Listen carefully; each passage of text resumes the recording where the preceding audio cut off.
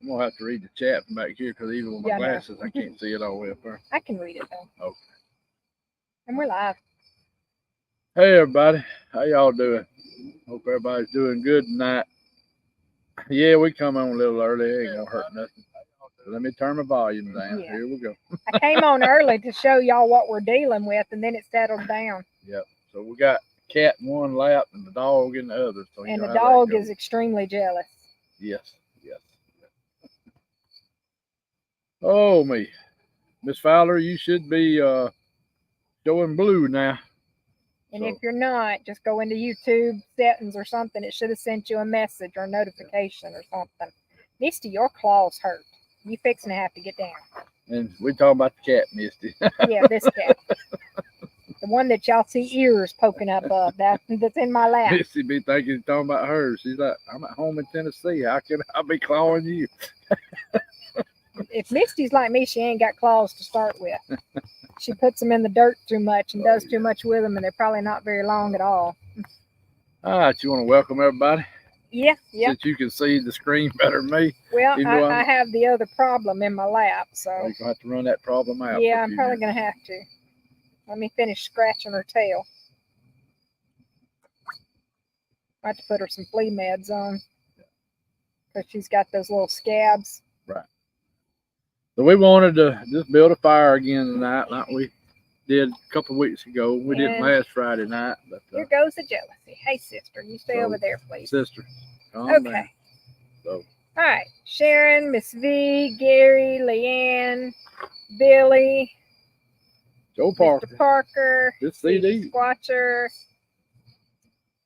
Miss V. I said that one. Yeah. Good Billy. Blue-eyed Northern. Miss Diane. Miss Diane. Miss Pat. Yep. I was talking about her. That's why I just skipped all over her. Because we were just talking about Miss Pat. Miss Diane. Hey, Mr. Tennessee Cherokee. Good to see you. Cherokee. Mr. Mark Creel. Good to have you. Oh, Mark Plowboy's in here. Yeah. Hey, Mr. Carl. Good to see you.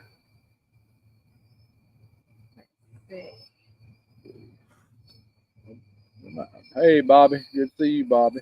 Hey, Misty. I must have missed over that. Sharon. Hey, Phyllis. I said Sharon. Hey, John. There's Bobby. There's Phyllis. John Lamb. Hey, Richard Mark Jr. Creel. Alcis Misty. Hey, Hillary. Behind. Hey, Robert. Prospecting. Hey, Wendell. Good to see you. Good to see everybody tonight. Oh, I made it to the bottom. All right. Yeah. We're a little early, so that's why you got to. That's right. That's right. You got a head start tonight. That's right. So.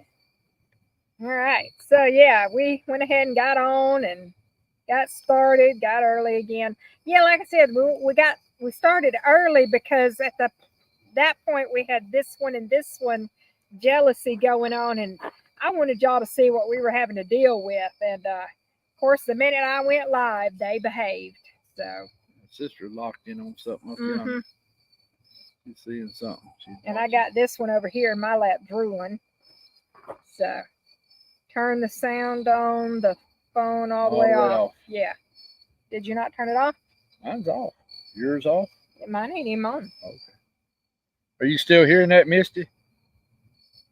What's she hearing? I'm just making sure. Oh, Misty, you've been in a fight with something. Hey, JR, good to see you. All right, Misty, you about to have to get down. Your claws hurt. Okay, that worked. Is it working now, Misty?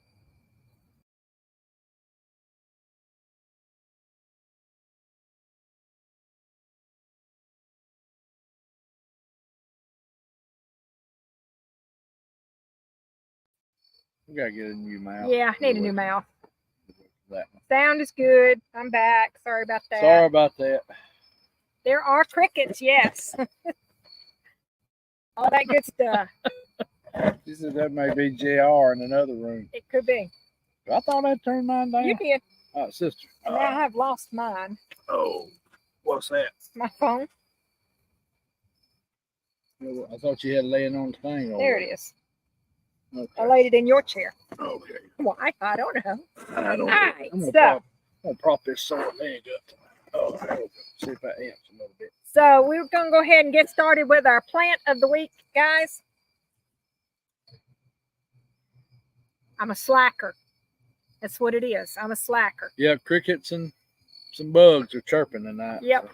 But so you know, I like to usually do ones that you have to go around your yard and look for. Well, this week we're not going to do one that you have to go around and look for unless you live in Hey, brother Pat Noble. Texas. Would you say, Mark?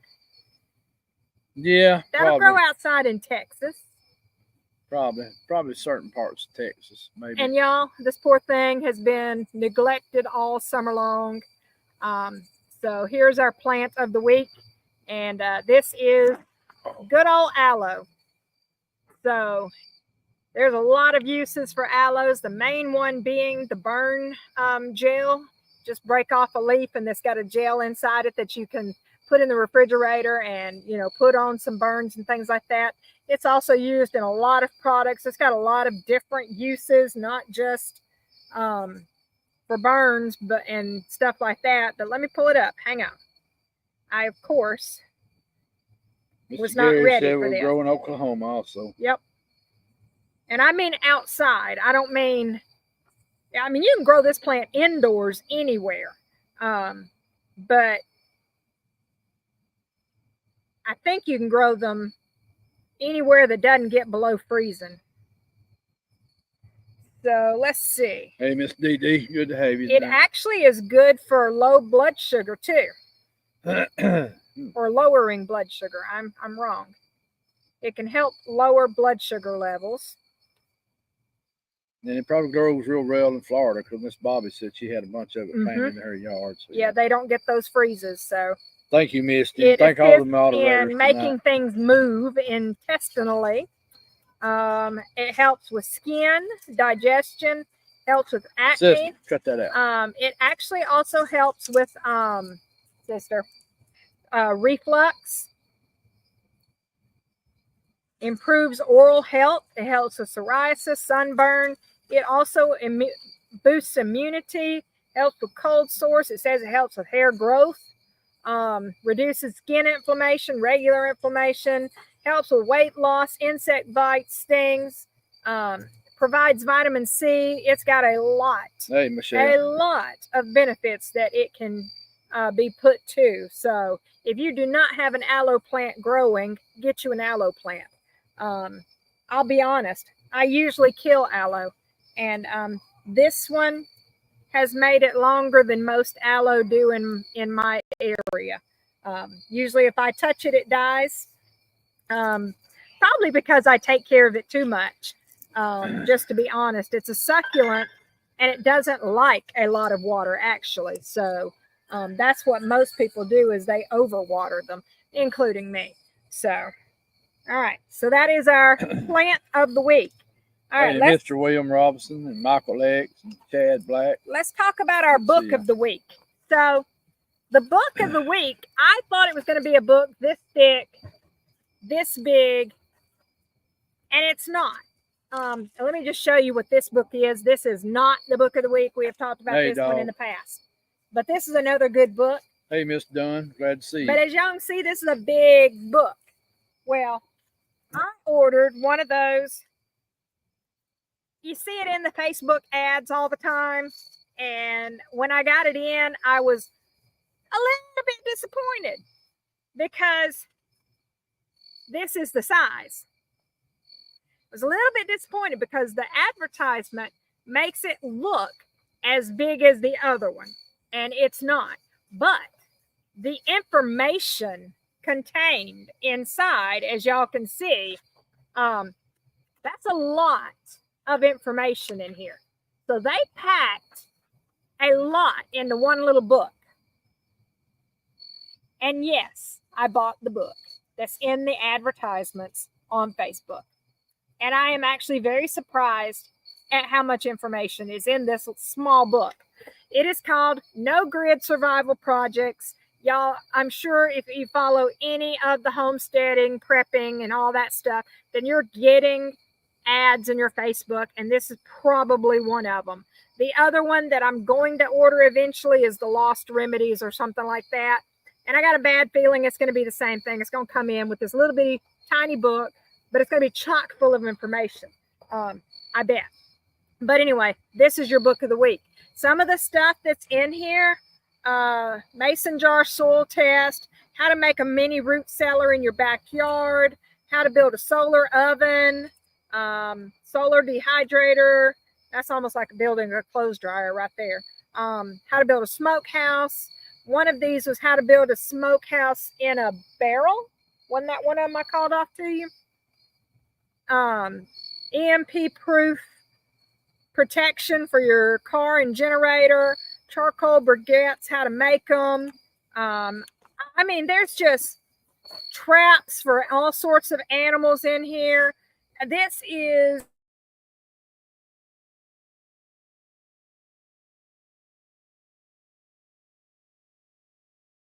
I opened it and saw everything in here.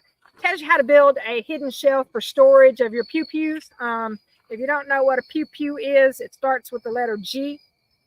We'll go on from there. But how to make a hand pump. I mean, just so much information in this book designed for the when the crap hits the fan situations. So as we've said before, the crap hit the fan situations, it all depends on what you're actually preparing for. You know, to keep that in mind, all of the projects depend on what you're preparing for. If you're preparing for fires, that's one thing. If you're preparing for floods, that's a whole nother. If you're preparing for grid down, that's a whole nother thing. So when you start prepping for things, prep for what you think might happen in your area.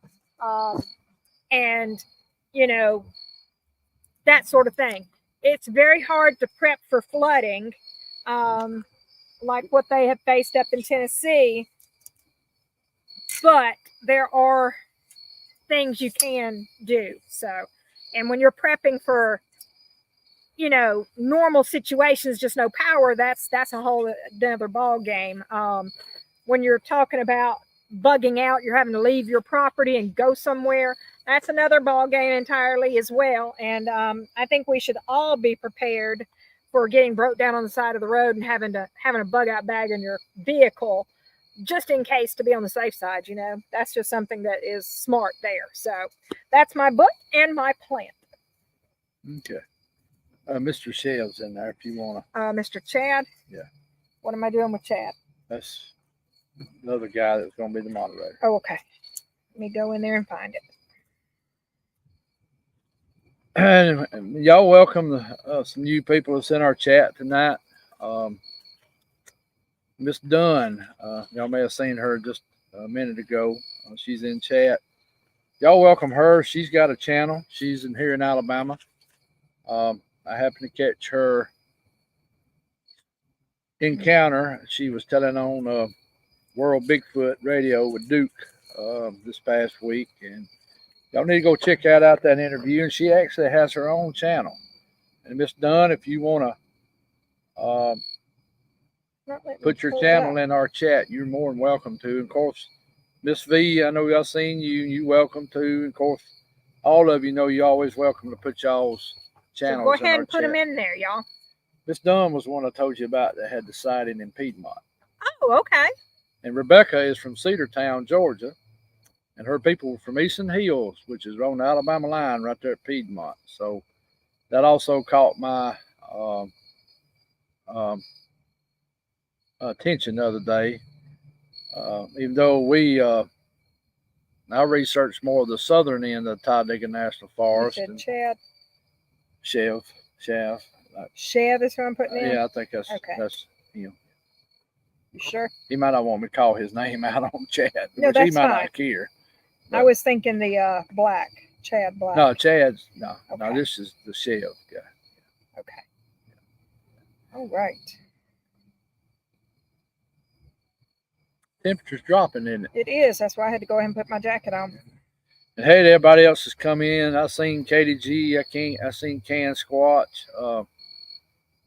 Let's see. I know I'm missing a few. I seen pop in a while ago. Oh yeah, the Cryptid Hey Hunters. Ken, good to see you. Hey Jessica, good to see you. That was an interesting show last night, Jessica, on the Is she in? Totarian. I was just reading Oh, Derek was Spikes. oh, I thought he may have. No, I was. May have. He's putting some of the channels up. Okay, thank you, Gary. It's done. You're welcome to add yours too. I can't remember it right off bat. I'm sorry. I have to. But I really enjoyed her encounter, what she saw. And that's what we want. People come forward and tell us what they saw. And of course, they're safe on channels like this because what 90% of us in here have seen something or had some kind of encounter, and we know where you're coming from. So I wish she would have known about our meet and greet we had a couple of weeks ago down here, and we had a good meet and greet. Had close to 120 people before it was over, said and done, camping in the Talladega National Forest. We had a real good time. And let's see.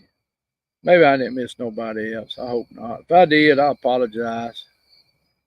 Because I'm having to read the chat from my phone tonight. Because I'm sitting back a good piece from the hey PJ, good to see you. PJ, you get a chance, throw your channel in there when you get a chance. And Mr. Tennessee Cherokee, I know y'all talking about starting one, so put that name when you get it on here. So. Hey Erica, good to see you tonight. We got a good bunch in here tonight. I don't see my little possum where we can wish him happy birthday. So, he may come on in here in a minute. I'm reading up some of the chat I've missed. Been a busy week here with me and Rebecca. She's been busy, of course, at the dealership, and I've been busy at the plant. Have had a couple of conversations. Got a guy that's going to do a recording with me in the next couple of weeks.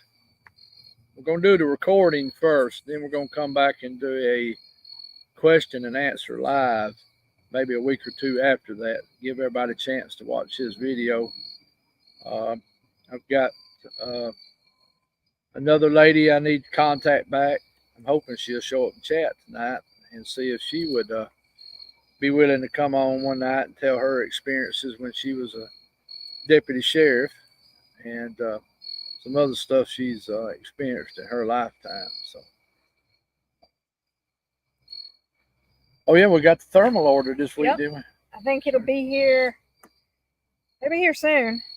You go in and look. I ended up getting the AGM. I think it's AGM. I have to remember. ATM. ATN. I think 160. All I did was follow the link and hit buy. It's one like it'll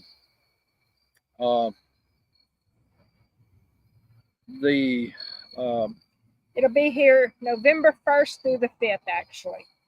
I think they changed the date because it was supposed to have been here sooner. Hey, Brother Greg. Good to see you, brother. Hey, Jeff. I seen you a while ago and I forgot to mention you, brother. It's the AGM 160 something model. No. TNV 60? Did you order the right? Did you send me the right thing? Maybe the 60 instead of the 160. Hold on. Anyway, everybody got their shirts. I seen where Chris was the last one that got his shirt. I think he got it today, Chris Reinhardt. TM 160, yes. Yeah. So I ordered a TM 160. It was advertising another one and I got all confused. So. It's not a top of the grade, but what I've heard from different people that have it, they said it's about as good as some of the top grade ones. And so I'm going to give that a try, but I still believe recording is probably the best avenue for good evidence. Not saying them thermals don't lie. They're going to pick up a heat signature or something there. So, and Miss V, throw your show in there when you get a chance.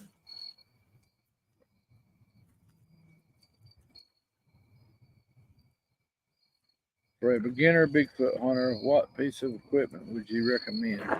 Effort, temperature, etc. I would probably go with a thermal. Night vision's good too, but they only gonna work so much. Thermal works a lot better in the winter because you can see further through the woods and pick up heat signatures, which a lot of time down here in our neck of the woods is rocks. Honestly, I'd say a recorder. I would say a recorder really tells you what's kind of going on at nighttime around your place. Or anywhere. Or anywhere.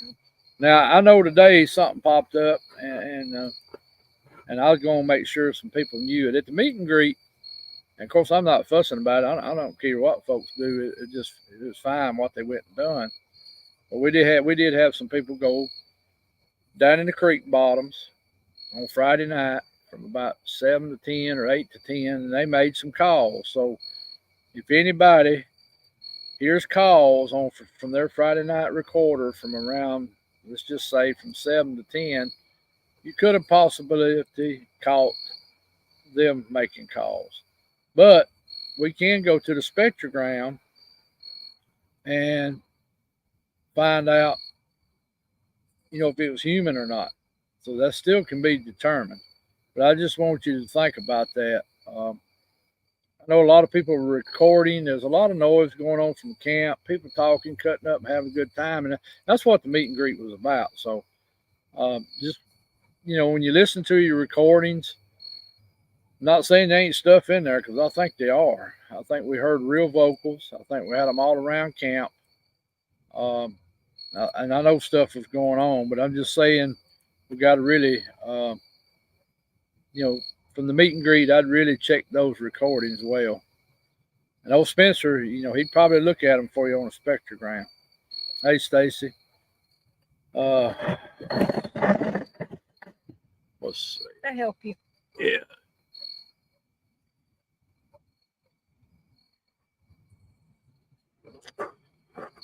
Well, that's a hard question to ask.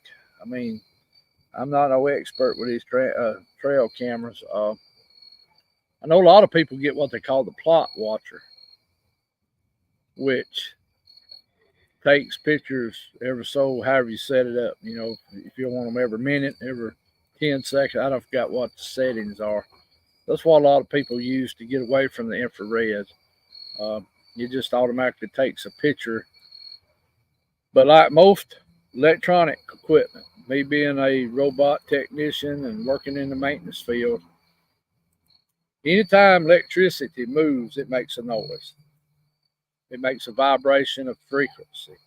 At work, we have to put a lot of filters and stuff on our equipment because the electrical noise of frequency can cause the equipment to act up. So we have to install filters and all kind of stuff. So make a short story. Anything electronic winds up to do what it's going to do. It's going, that energy, when it goes to that camera, is going to make a noise. But with that plot watcher, I think your chances will be better than with a regular trail camera. But I have caught stuff with trail camera, but it's always in the very background. It's like it's way back there, and something else triggers the camera, but I can't prove that's what happened. But if I was gonna look at something, I'd look at a plot watcher. But and somebody else in here might can tell you. There's some more people in here that's a lot better with cameras than I am, and they'd be some good ones to ask.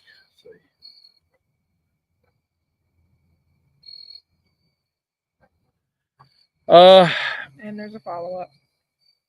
There was a group, I think it was Coombo, Pat, and a few more. I can't remember everybody, which is fine. I mean, I'm just letting everybody know if they caught something during that time, they might need to really check it close on that Friday night. Now, I know there was calls made at 2 or 3 or 4 o'clock in the morning that was probably the real thing going on. But that's who it was. They went way down in that creek bottom away from camp, a good mile and a half away. I don't even remember hearing them. I don't even remember nothing going on in that 7 to 10 o'clock period that Friday night. So I think I do remember them leaving for a little while, but yeah, it is. It's not no big deal. Uh, I mean, that's what the outing was. I mean, the meet and greet was about to have fun and fellowship, and I know your recordings do better when you're in small groups where you can control everybody, or you can kind of control the area and situation better, which you can't always do that either. You never know when you're gonna have other people that's just riding their vehicles come through. Uh, so it ain't a big deal. But the only reason I was bringing that up were if anybody caught something in that time period, it might be where you need to send it to Spencer or somebody that's real good at these spectrograms and let them, maybe look at the hertz on it to see what frequency that range was in, because it could have been a booger in amongst them. I mean, I'm not going to say that what, uh, so it'd be a good thing to check and everything. All right, sister. What did Mr. William asked? He said something. Same thing. He asked if it could have been people. Yeah. Yeah, Wendell, I knew yours was early morning. I was just trying to let some other people know there was some stuff that humans made at nighttime. So just letting people beware. That's all. I'm not saying people didn't catch legitimate stuff. Because there was legitimate stuff that happened. Yeah. We had a lot going on. There was people seeing eyes. Some rocks got thrown. Something was seen standing in the woods. Shadows. Smells. Tons of stuff. So there was a lot went on. All right, sister, let's get down a little while, girl. You want to sit right where I can't see nothing. And hey, Catherine, good to see you tonight too. Yeah, there's a bunch of people that's come in. I haven't been able to say hey to all of them. It's drivers and a bunch of people. Sister, get out of my plants. What you think you're doing? Just lay down, girl. Quit worrying about the cat so much. The cat ain't bothering you. The cat's up in a chair. Yeah, well, I know she keeps going up smelling the cat though. So we had a good, a very good meet and greet, and had a good time. And of course, we got our one coming up in December. Mm-hmm. And y'all just go over on our channel, and Rebecca's got a Facebook event made for it. And if you're gonna come, go ahead and sign up coming, and she's gonna start. It's already got a page. A list. Already got a list for what food you want to bring for the Saturday. I don't think lunch. Sister's trying to help with the garden. I think, well, she might be. She might be trying to dig it all out so we can replace it all. Yeah. So I need more work. That'll be at the Cowmugger Grist Mill right outside the city of Chillersburg. Hey, John, I hear that there was somebody screaming like a little girl too. Yeah. Yeah, in fact, somebody played a recording and you could hear somebody snoring somewhere. Mm-hmm. Y'all, I would love to forage for mushrooms. I know more what the bad ones are than I do the good ones. So no, I don't really. Plus, I don't really eat them. I let everybody else find the mushrooms for me. Dog. It's something I want to learn, though. I got a glimpse of a grayish one that may here on my property. In fact, this wood line right back here that you can't see right now, I think was pretty much a gray color one. But here in Alabama, we have the white thing. We have the white thing. And the blue thing. Well, that's the blue man, but yeah. The white thing is mostly seen more back up toward north of Birmingham, from about Jefferson County up to Blunt, Coleman, Winston, back over toward Etowah, St. Clair County, Blunt County. All those areas is where a lot of those reports of white Bigfoot come from is in that part of Alabama. But saying that, there have been ones seen around here with white on them. They wouldn't be completely white, but they would have white with them. They might have a white looking face or other patches of white on them. So I don't know where that comes in at. But this past spring, I did see something here on my property right at dark. It was on two legs. Just stepped into the wood line. It had stirred up my Canadian geese I have here. And I called Rebecca out, and we could see a tree limb inside the wood line just shaking like crazy. And I think it just stepped back into the wood line, and I don't know why it was shaking the tree limb like crazy for. Unless it was mad because the geese got away and I seen it. I don't know. So, what did Wendell say? Could very possibly be, Wendell. Flat Rock, some of them down that way may be hearing about that more.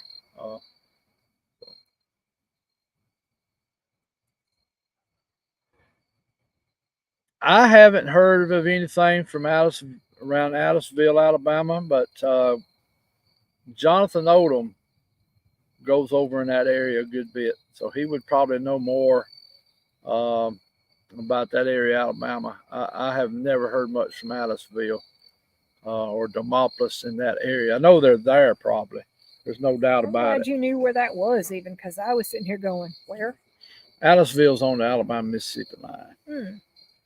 Now, Coombo would probably be another one that could tell you a lot about sightings on the Alabama-Mississippi line up and down it. But they say all up and down that Tom Bigby River, there's sightings everywhere, but I just hadn't never heard Aliceville mentioned. Very good possibility, though. Very good possibility. Who are you asking, Wendell?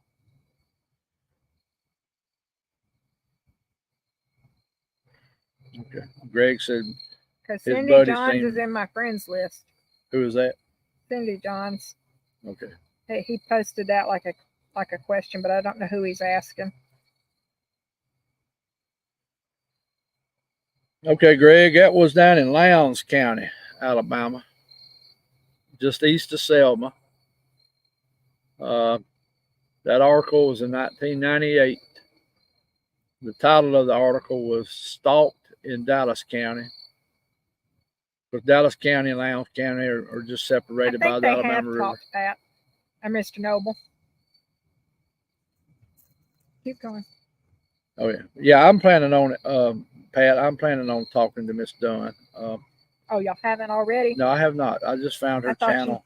Thought you had talked. No, Victor, get up here. I invited her to come join us tonight. Come here. And I made a comment on her YouTube page.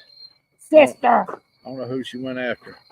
I don't either. That's why she's got to get back up here. Langston must have come by, the other house cat. Come here. Yeah. But that was a very good article. She's coming from that way, so yeah. That was a very good article that the Alabama Game and Fish wrote back then. But Mr. Tao went and found that guy that encountered all that and went deeper with it, went and visited the property, the hunting club that it was on. A lot of people thinks it was on Sportsman's Lodge property.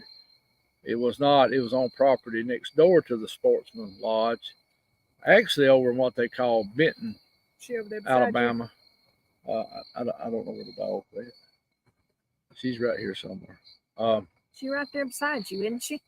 Yeah, I just couldn't see her the way I was sitting, babe. So, and that guy's name was Greg too. It had all them witnessed all that. But his hunting club, the whole hunting club, was witnessing the boogers. Their boogers were a little on the aggressive side. One chased him back to his vehicle. But that's would be west of Montgomery on Highway 80 going to Selma, Alabama. Of course, everybody's probably heard of Selma, Alabama. That's where the march was back in the 60s and all that stuff. Where I seen my first booger. It was Lowndes County Management Area, 10 miles from Benton, where all that went on. And that's how really I got involved with Mr. Tao, because he was really interested about that sighting from Lowndes County. Now I have somebody else that's going to come on that y'all all know, but I'm not going to call him by name right now. I've got to call him up and see when he'll be willing to sit down with me. And he's going to tell us about his sighting from Lowndes County that happened in the 80s. And I never knew that. And finally, we got to talk about it a little bit. And he told me all about it. So that'll be real interesting to hear. And our sightings were a mile apart from each other. Even though mine was 2007, his was in the 80s. I forgot, early 80s, I think. So 1 mile apart. That's pretty weird that me and him would meet later in life in the Bigfoot world, and he lives right here close to where I live. So I'm beginning to wonder if we're not, like everybody else says, everybody's brought together for a reason on this stuff. Some of the people I've met, or if anything in Alabama pops up, I really pay attention to it, because this is my home state, just like it is Greg's and some other people in here. It's our home state. And of course, I love to hear everybody else's state stuff too. But when Alabama pops up, I really pay attention to it, because, it just like to keep up with it. So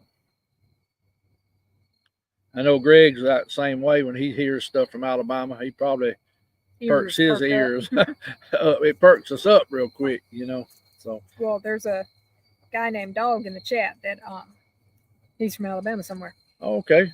That's what started the whole Alabama question. And well, Dog, we're right outside of Sylacauga. And so you'll have to, next time we have a small outing or meet and greet, you'll have to try to make it if you can. My fire going down behind me? Yes. So I need to go poke it real quick, don't I? No, you need to talk. Let's see. Michelle's talking about something here. I think Greg was asking if you wanted him to come on.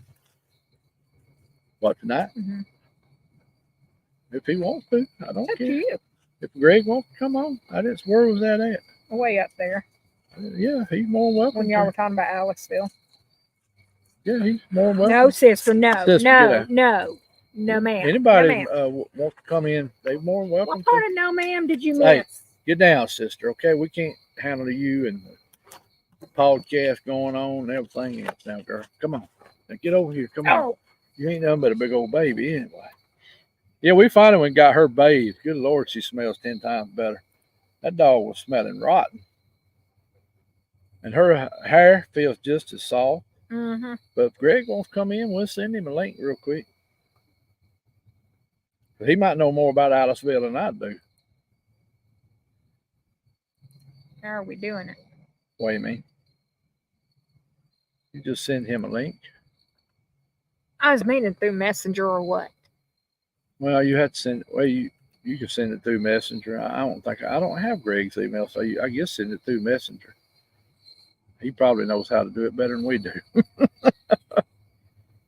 Yeah, that said no. Y'all hold on. Technical difficulties is always. I think they can still see us right now. Yes, they can. Okay. That's why I said hold on. But we can't. Well, I can't see them. I can see it yet. Katie said, "Yeah, yeah." She about took me out the other day when she passed gas with us on us live. He sent you an email, so there it is, real quick. Yeah, like I can see that. Yeah. Okay, hold on. Let me get out of this. Y'all bear with us a minute. We'll send Greg a invite real quick.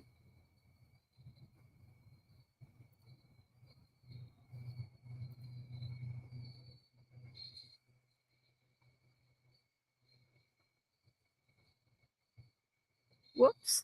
Well, now I don't know what I'm doing.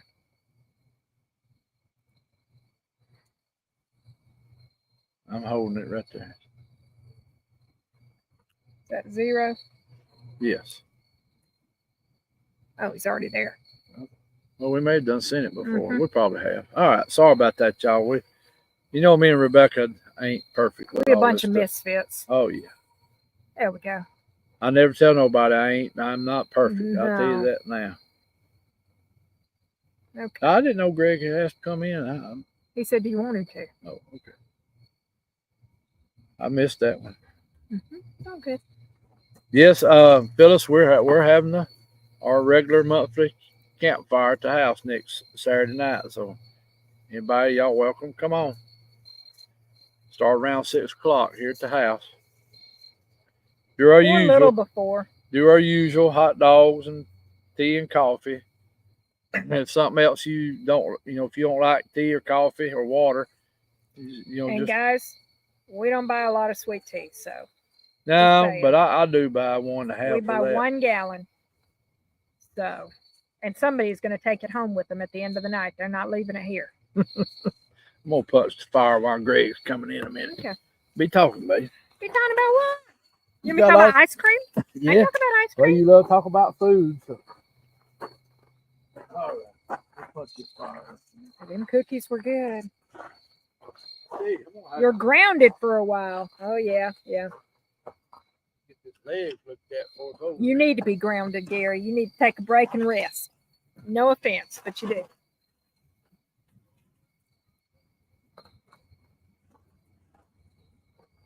Well, we are always here.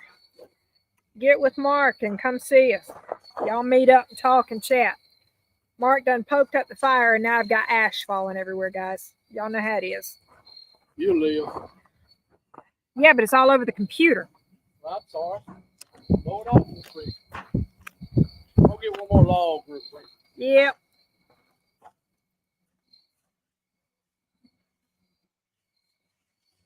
Talk about our live last Friday, Saturday night. Talk about our live.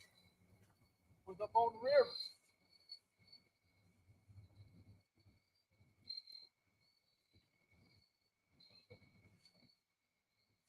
Anyway, catch her hair on fire like Jody. No, please do not catch my hair on fire. My hair is short enough already. And if y'all are catching Jody's hair on fire, y'all should be ashamed of yourself. All right, here comes a few more for me. Yep. It'll be Yep. You're going to survive. Yep. See what I have to put up with y'all? Mm-hmm. You'd always give me down the road about something. You do have to poke the fire every now and then, but you ain't got to poke the bear. I am going to put my blue jean shirt on. That temperature has dropped. It has. It has. All right. Feels good. This is my favorite time of the year. Yeah, there's a good bit of ash over here. Isn't it? That's what I was trying to tell you. Well, I'm sorry. I mean, you've seen it everywhere.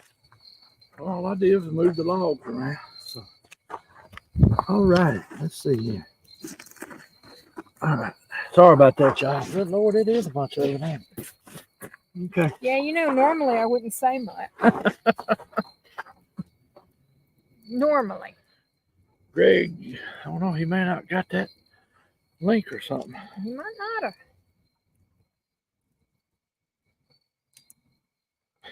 have.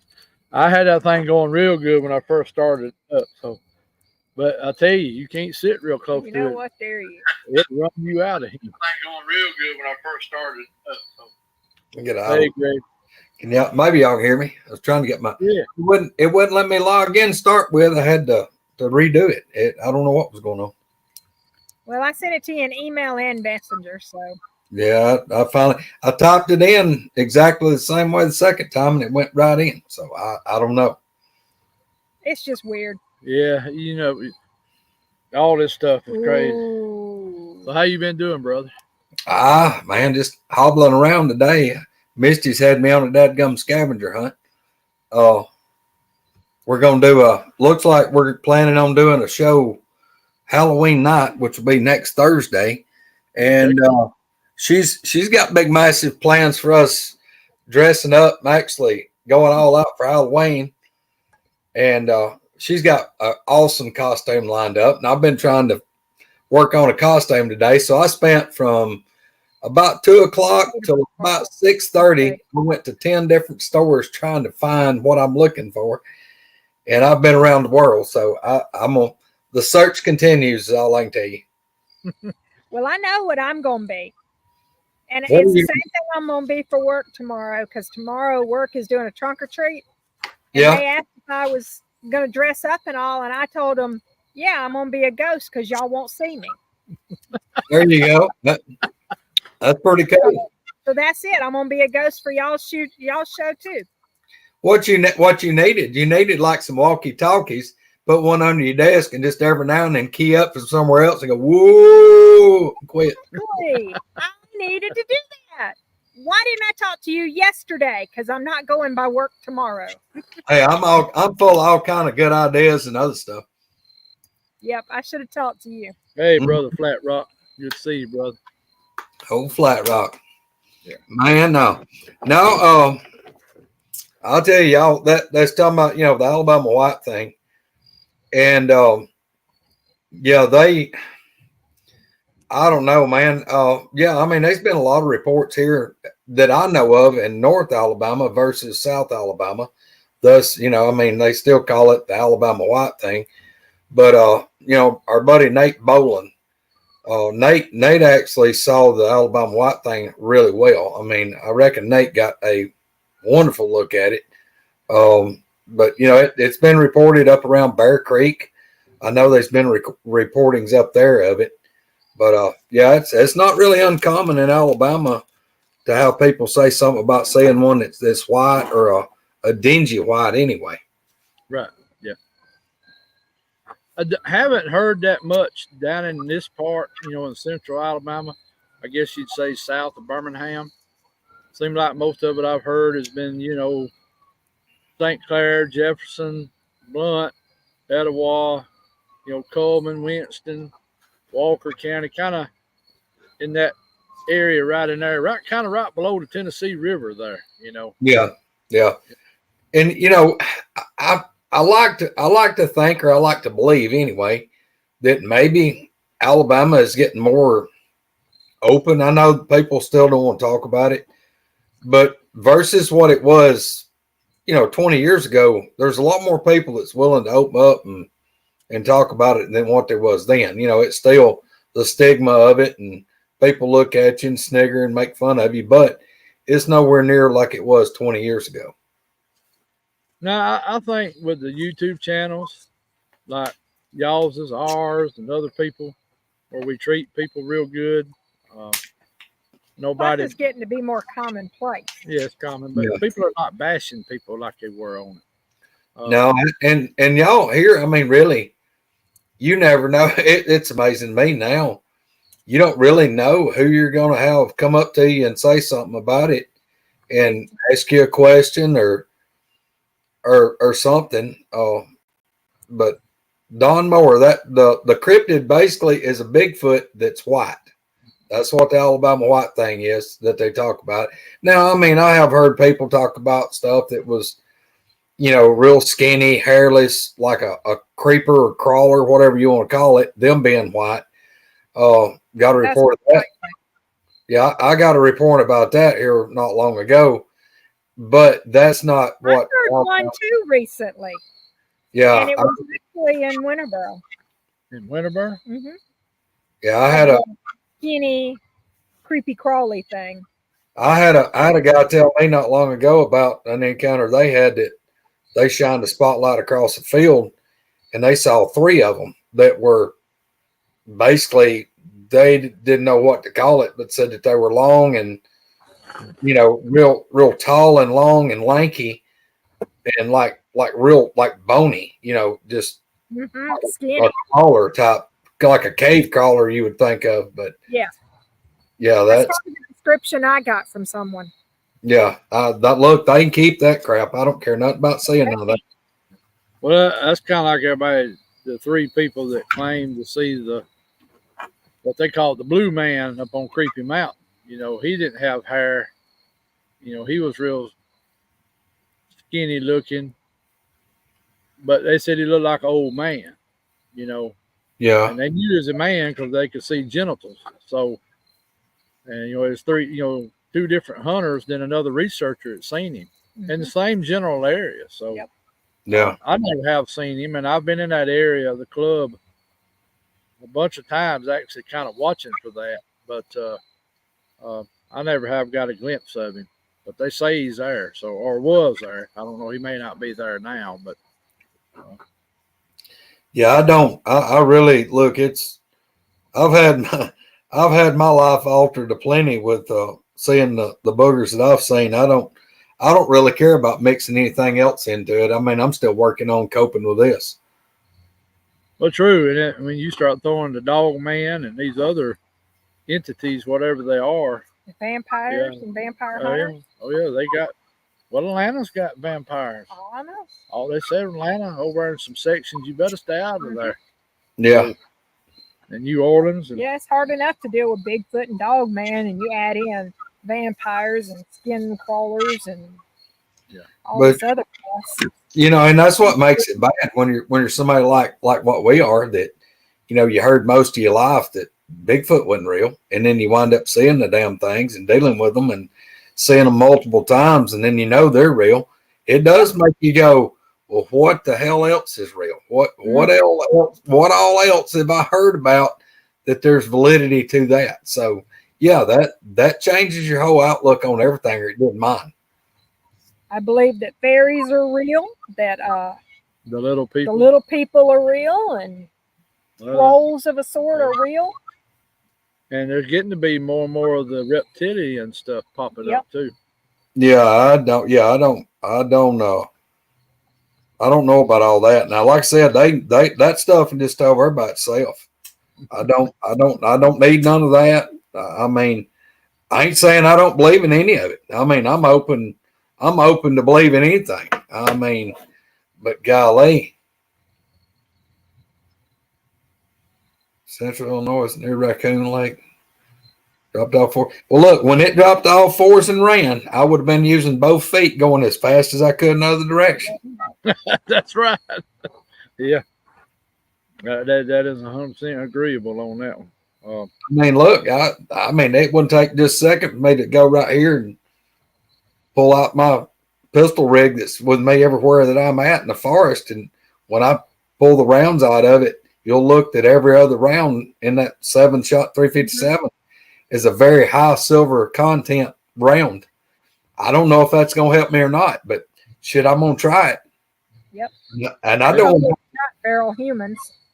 Yeah, I mean, I don't want to have to shoot nothing, but I'm not going to go to the woods and just voluntarily be a victim either. No, I'm not. I'm going to go down fighting. Yeah. Hell, I might not get one punch or one shot off, but he's going to be hurt. He's going to be hurting too before he takes me out. So. Yeah, I'm not giving up, Mark. Look, if I can't do nothing else, I'm going to fight from the great beyond with high cholesterol and heartburn. Yeah. That's true. Right. He never thought about it that way, but yeah. Yeah.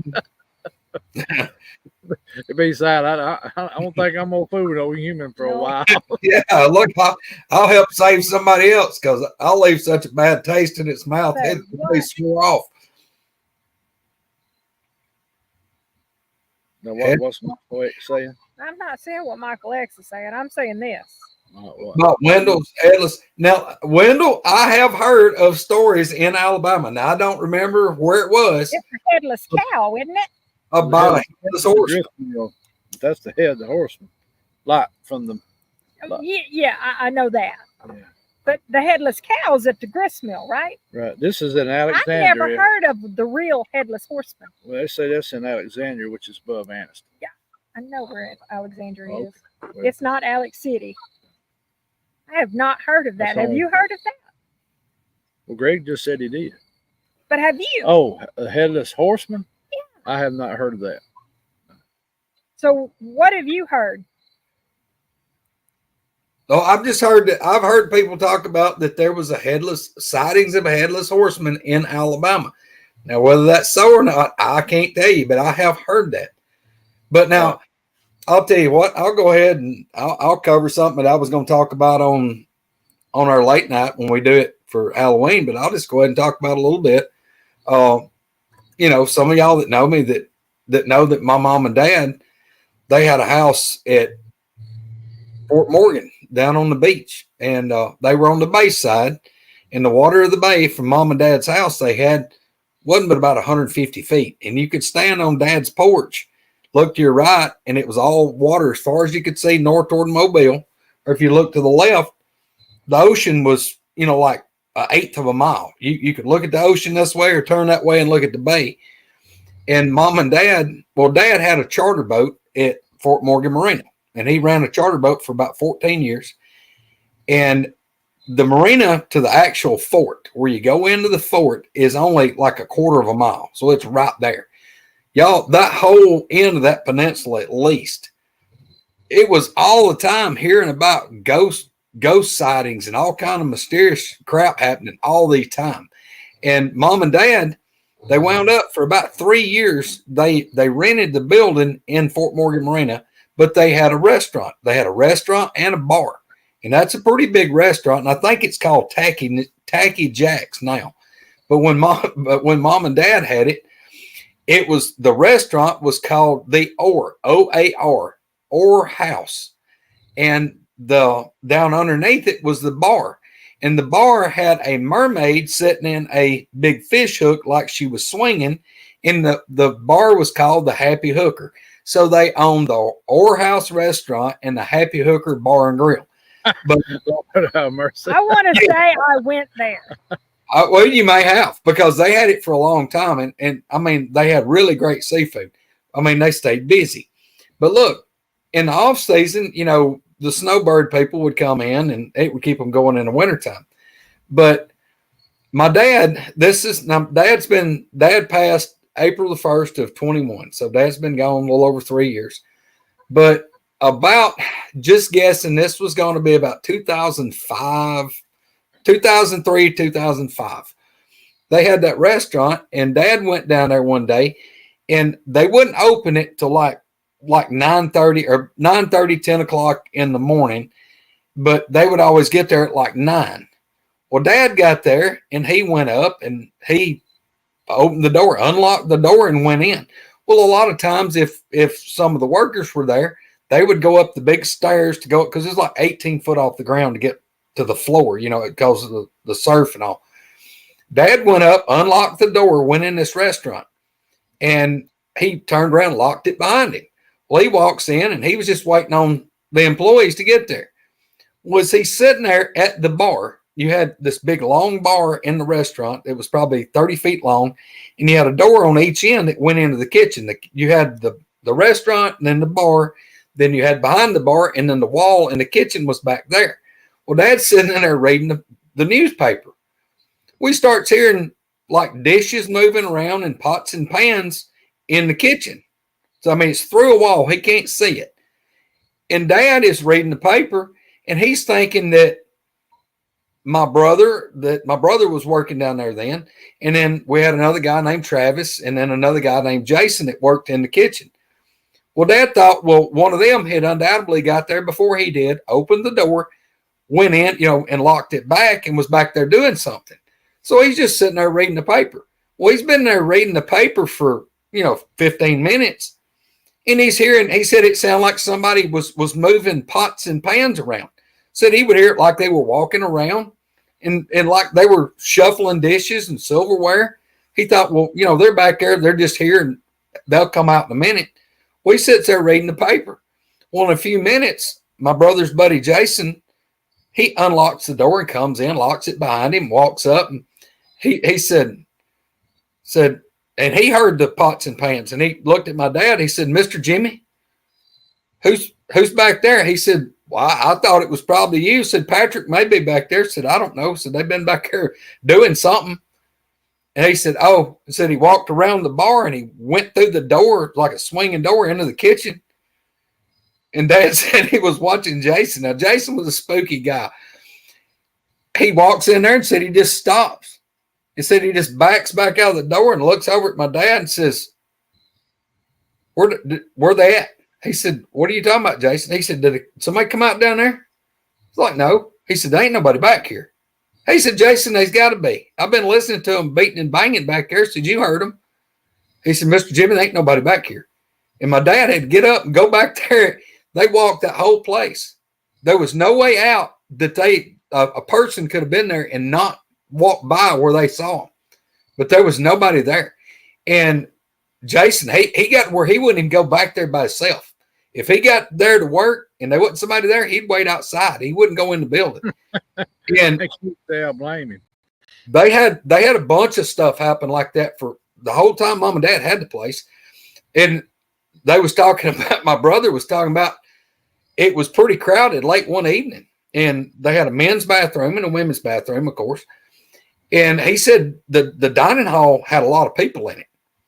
And said there was a guy had went into the bathroom and said all of a sudden, said the door like flings open and this guy comes running out of the bathroom and his pants are around his ankles and he's trying to pull them up. And the guy comes out into the dining area and is like freaked completely out. And he gets his pants on up and goes out on the porch and he's hyperventilating. And the guy told him that something was in the bathroom with him and it grabbed him. And it was not a person. There was nobody there, but something grabbed him while he was on the toilet. And they scared this dude to death. But it was forevermore stuff like that happening, or somebody be there working and like cleaning up after every closing time. And maybe it'd be like three of them there, two of them in the back, one out front. And they would see like a person, like their peripheral vision, like walking across the dining area. And when they'd turn and look, there wouldn't be nobody there.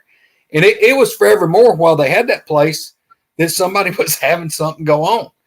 But, and the people that worked at the fort, the caretakers and the people that worked at the museum and worked for the park department or park service or whatever that ran the fort, those people would come up to the restaurant because Dad and them had a great plate lunch, but they'd come up there and eat lunch during the days.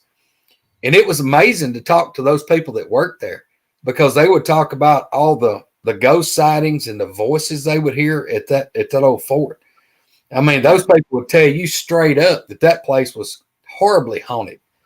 Mark, have you and Rebecca ever been in the fort down there? Yeah, we've been to Fort Morgan, and then years ago I was over at Fort Gaines too. And when we went for a honeymoon down there, wasn't it? No, was it honeymoon or for one of our first? One of our anniversaries. One of them. But she'd never been to the USS Alabama. Mm-hmm. So we went down there, and they say there's a ghost on the Alabama battleship too. Yeah. And they say you'll hear doors clanging and all kind of stuff on it at times. And then we went over to Fort Morgan, over on Dolphin Island there, and went through the fort. And that fort has a vibe to it. Mm-hmm. Yeah. The whole time you there, it has a vibe. Then we rode the ferry across the bay, got off over by Fort Grimes, and was going to go in it, but they had done closed for the day. But years ago, I went into Fort Grimes, and then up there at Spanish Fort, where they had the Battle of Berkeley, which is, I guess, part of the Mobile Bay battle during the Civil War. They say that place at nighttime, they'll get it's kind of like Gettysburg. They get glimpses of soldiers from the past and everything, going back and forth. Of course, I don't know if it's ghost or time pops up from years ago. I mean, I have no idea what to call it, but it's paranormal, ain't no doubt about it. But it's pretty interesting though. Yeah, I'll tell you that those people that work down there, Mark, you know how when you go like part of that, like the second level, if you're inside the fort, the main perimeter of the courtyard, and you go up the, steps are just straight up and they're real high. You go up on the second level and you can walk around like the perimeter where that fort's made, and you'll have those it'll be like a concrete hallway that you go in, and it'll go in and it like stops and you got to turn to the right or to the left of the right, and it goes into a room and there's no window, no outlet, no nothing. It'll be, that's the way you get into those rooms because they're way back up in the ground and all that concrete. Right. Those people have to walk that out every evening when they shut the fort down. they got to walk all that inside, make sure there's nobody in there.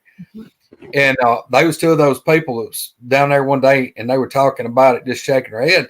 Said that a lot of times they walk around through there, and they would hear like a conversation. They would hear like people talking, and said that one day they had walked up, and there was one of those.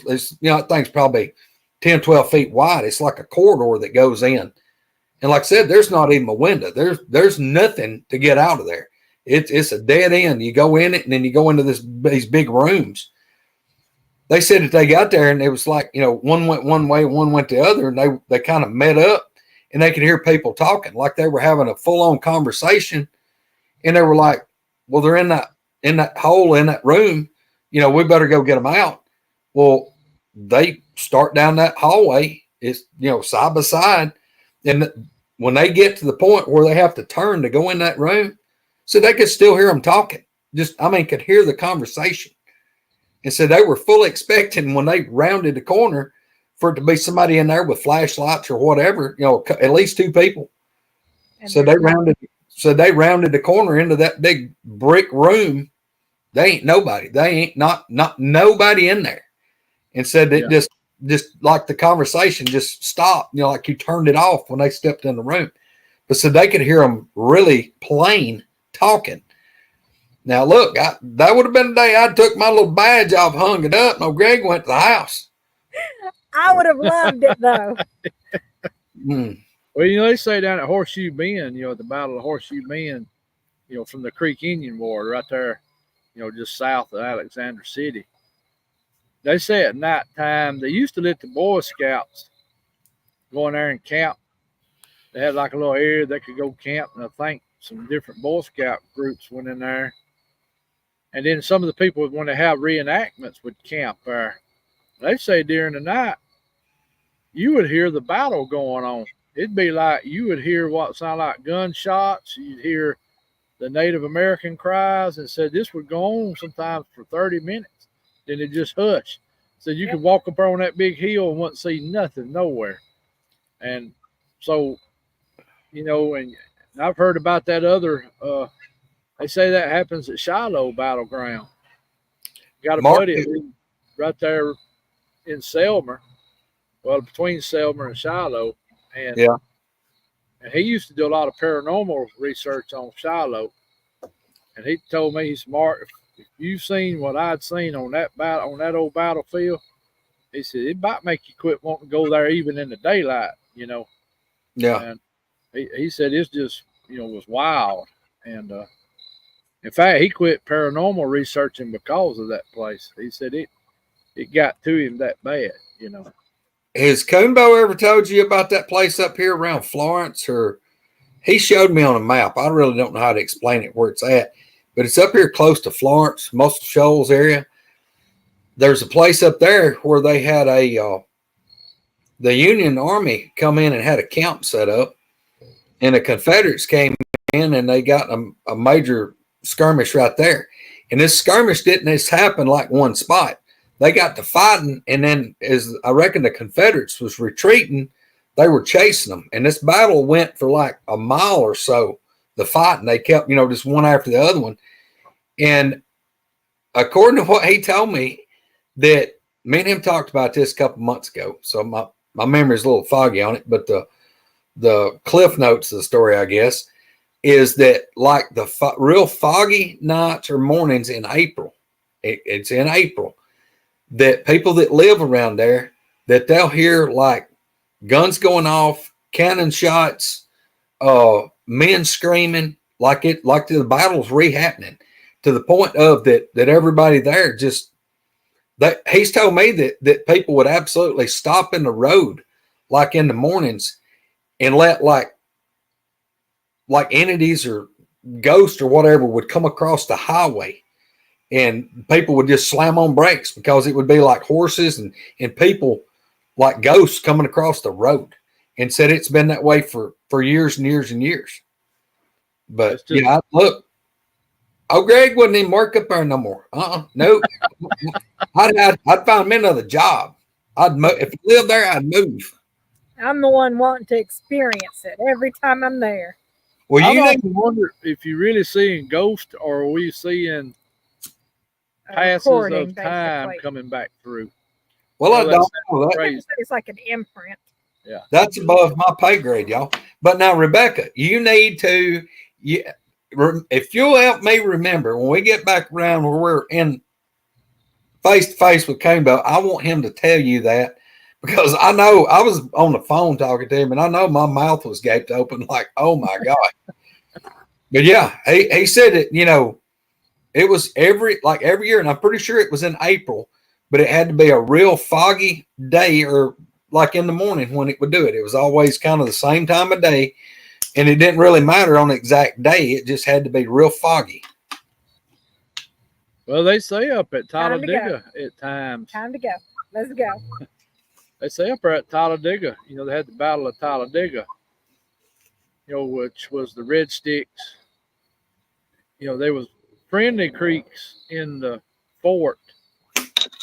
And Andrew Jackson came down from Fort Suther, which is up St. Clair County, what they call 10 Islands on the Coosa River.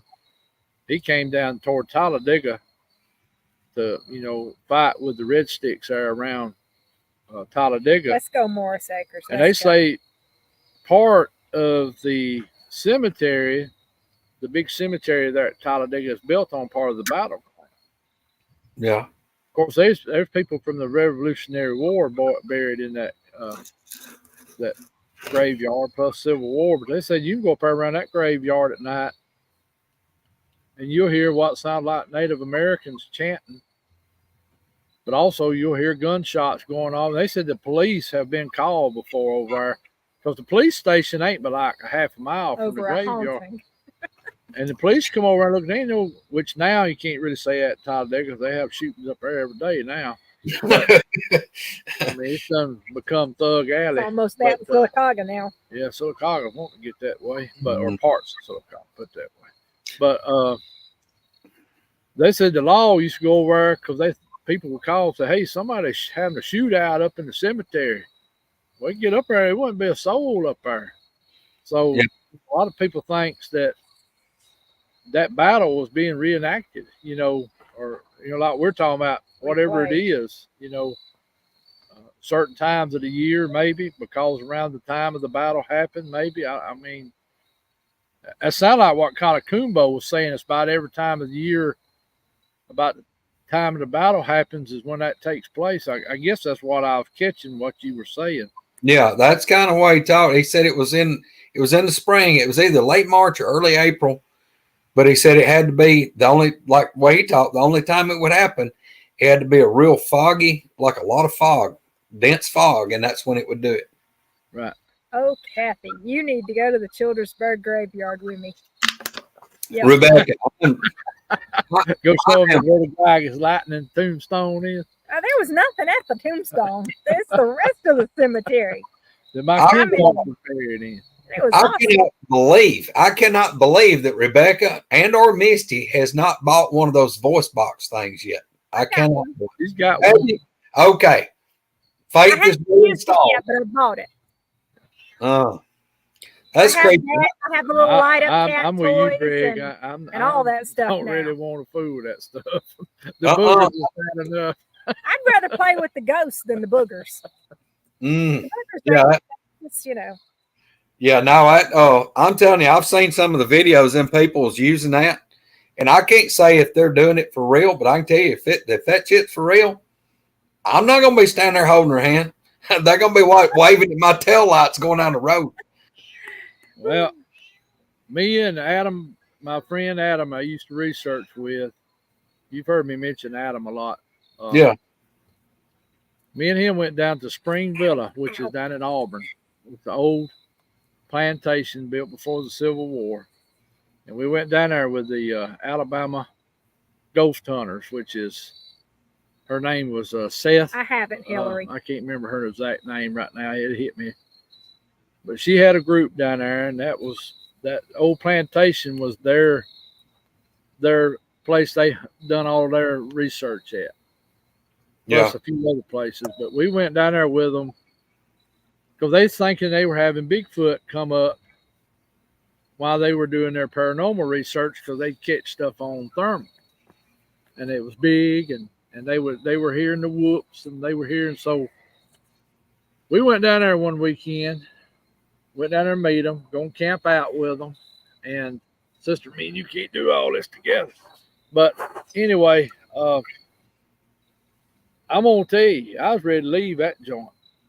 Even before we ain't even been there 30 minutes, I was ready to pack up and leave because there's a black shadow come flying through me and Adam. And Adam said, "Did you see that, Mark?" The first time I didn't see it. I said, "What are you talking about?" He said, "There's something black just went between me and you in the air." And he's looking all crazy looking, and I'm looking, around. I said, "Well, I don't see nothing." I said, "It may have been a shadow." He said, "That wasn't no shadow." Well, about that time, here it comes back, and both of us see it. And I'm going like, wait a minute here now. And one of those ladies happened to be standing over about 40, 50 foot from us, and I asked her, I said, "Ma'am, what flies around there here is black looking, but you can almost see through it?" She said, "Oh, you just seen a banshee." I said, "A what?" Yes, She said, "A banshee." I said, "You talking about an evil spirit?" She said, "Yeah." I looked at Adam. I said, "Buddy, I don't know about this tonight now." But we ended up staying all night, and I'm going to tell you, I was ready to leave that place. I carried Rebecca down there one day. Yeah. And we just walked around a little bit in the daytime. Yep. I want to go back at night. But that place there, buddy, it's got some stuff going on. And we were, I'll for two. I'll tell you. I'm just gonna spill the beans and tell you it's about something that really got me. Was the first time that Misty and them come down here, and y'all come up here, and we rode around over there on the big field where I hunt, where I've had a lot of encounters, and the people that's kind of kept up with some of the stuff that I've talked about for a while has heard me talk about there was a certain place that I would want to go hunt. I wanted to hunt it a lot, but I couldn't go in there because I'd be determined. Okay, I'm going in there. I'm going to go hunt. I'd have my rifle on my shoulder, pistol under my arm. I'd be walking across that field, and the closer I got to that corner, it was just like it was like somebody had like I was pulling a giant rubber band, and the further I went, the harder it got to walk, to the point it would just choke me down, and I just stopped. Sometimes I could get within 50, 75 yards of going in them woods, and it was just like overwhelming, like I was just pushing through something that I couldn't see. And to the point I'd finally stop, and I'd get so spooked about it, I'd have to just stop. And I could turn around and walk 150, 200 yards and get in the shooting house, and everything was fine. But it was like something telling me, do not come in these woods. You're not welcome here. And it's done that for years. I mean, years and years. And what got me was when we all rode around in multiple vehicles, and I rode y'all around, and we went down the one side of the field and around this 28-acre field. We drive all the way back to the other end. We get out of the trucks, and Rebecca and Misty are both just nah, nah, nah, nah, nah, nah, nah, nah, nah. And we figure out what you're talking about. And then I hear one of them say, "Yep." And then one of them says, "Well, where'd you feel it?" "Right over there, right there in that corner." "Well, that's where I felt it." "Yeah, I felt it when we made that corner down, and they're just blah, blah, blah, blah, blah, blah, blah." And I'm like, "What are y'all talking about? What are y'all talking about?" "Well, we're gonna walk down yonder." "Well, you better don't." What are y'all talking about? We come around that corner down there. Me and her both. We got this feeling, spidey senses is tingling. And I'll sit there and listen to these two women jabber back and forth about their spidey senses just tingling. It's like Jerry Lee Lewis bouncing on the keyboard with their spidey senses. And I said, "Where at?" And they're like, "Right there." Well, guess where that's at? That's the same damn spot. I can't go hunt. That blew my mind, y'all. I'm not kidding you. That kind of got me. I know Rebecca went to saying, "I feel something in here."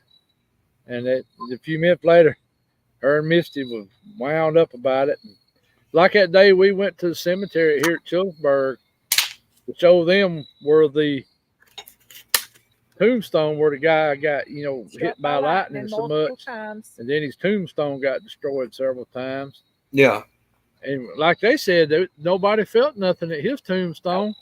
Not a thing. But they walked off, and I remember Misty saying, something got a hold of my hand over here. Then Rebecca was feeling weird, and even Sherry and Donna, I think, felt a little strange, didn't they? But in the one spot, it was where the kids were buried. Yeah. And that's where we were feeling things hold our hands. I mean.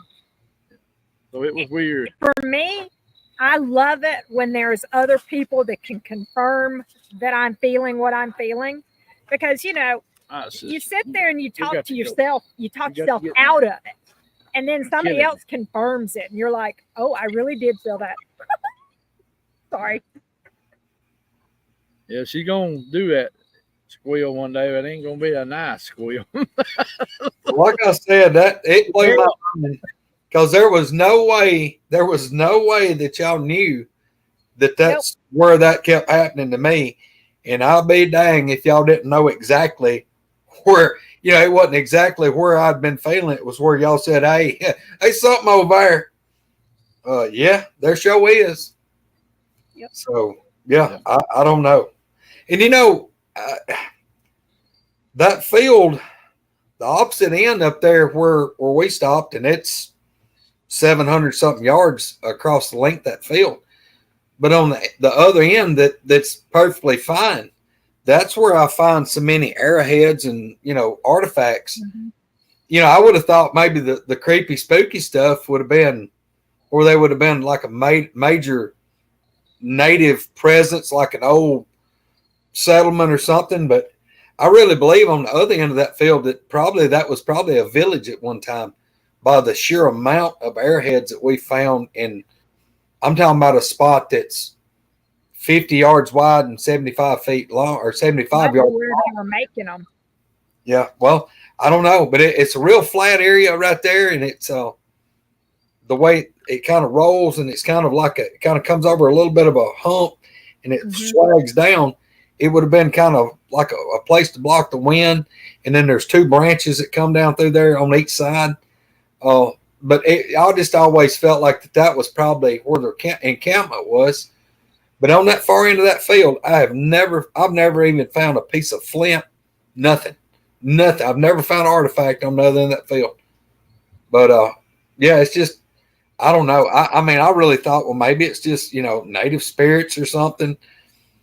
I can't explain it, but it blew me away when y'all were over just dead, and I was like, what? Like, yeah, we're gonna go down there. Please don't. Well, yeah, we'll be okay. I said, okie dokie. Just don't plunder through the woods. But that's like Miss Blue Eye. You talking about that? Her house up in Ohio, right across from a cemetery. And of course, her late husband's buried there. So, Miss CD, I sent you a messenger with the link for the Christmas dinner. Yeah, Blue Eyes was talking about. She said, "Oh, they won't hurt you." Yeah, but they make me hurt myself. Yep. When you trip over your own 2 feet. Oh yeah. Yep. That I mean, it's like here. We still have some weird stuff that happens from time to time. Well, not as much as we used to, do we? We first moved in here, boy, this place it had some stuff happening, but it don't, that is paranormal what I'm saying. Now, I ain't had nothing, I don't think, booger related happening much either, or if it is, I'm not recognizing it. Well, we got something playing with the light down there, we think. Well, that may just be a dead battery. Might be, but it might be something playing with the light. Yeah. We've got the whatever's going on at the barn.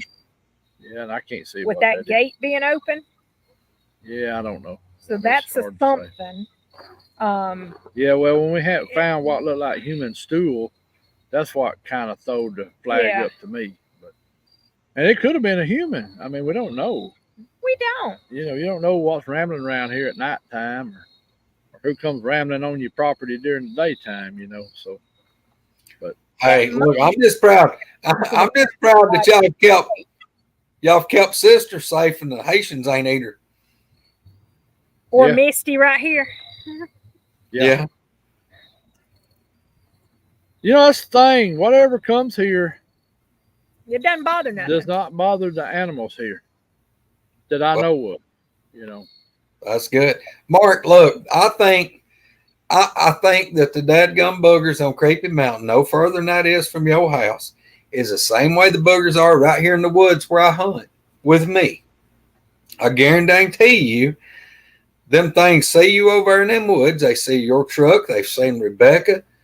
They've probably done figured out by far that y'all know what they are. Well, that they not what they are maybe, but that they're there.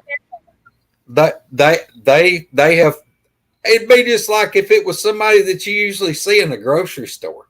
You'll recognize them, and I think that's the way these things do people. I think that once they've had an encounter with you, and you don't do nothing, and you don't, you're not trying to. You're not trying to harass them. And I think it's more of a live and let live deal a lot of the times. Now, you can have them like I did, that they were totally buttholes for a long time. And then when I accidentally made peace with them, that's when everything changed. But I think that's the reason that my neighbors are oblivious. They don't do anything to them. And I mean, it's 150 feet to their place. And then my brother's living in my mobile home over here that's 300 feet. They don't do nothing. They don't do anything to them. They come up here and push on the wall, beat the wall, run across the roof, get stuff off my porch. But they're not over here in the same woods with these things like I have been for 20-something years. And here we go. I think that's the deal. oh, here we go with the attack. Yeah, you just ignore that. I already got him. I was hoping we was gonna get past that tonight. Yeah, we're gonna ignore it. I think it's gonna be the best way to do it. So yeah.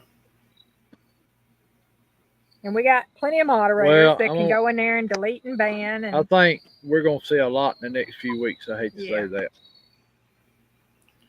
I think we're gonna see a lot of this stuff. Misty's comment. Well, Misty, I can tell you I wasn't a daddy.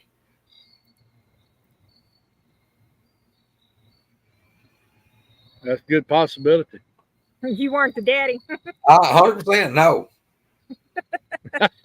Yeah, I used to get accused of having a girlfriend from Creepy Mountain too. So yeah, Pat Rance and Keith and several of them. Boy, she come to the parsonage. Well, I can't help it. One likes me. I can't help it. Was Alice all? Remember? I can't help having a mire somewhere. Feral humans. I think every state has feral human. Yeah, I think I went to school with a few of them. I have heard, not lately, but I have heard in the northern end of the Talladega National Forest, which is more up toward the Chocolaca end, which is east of Anniston, right there south of Piedmont, in that area toward the Alabama-Georgia line.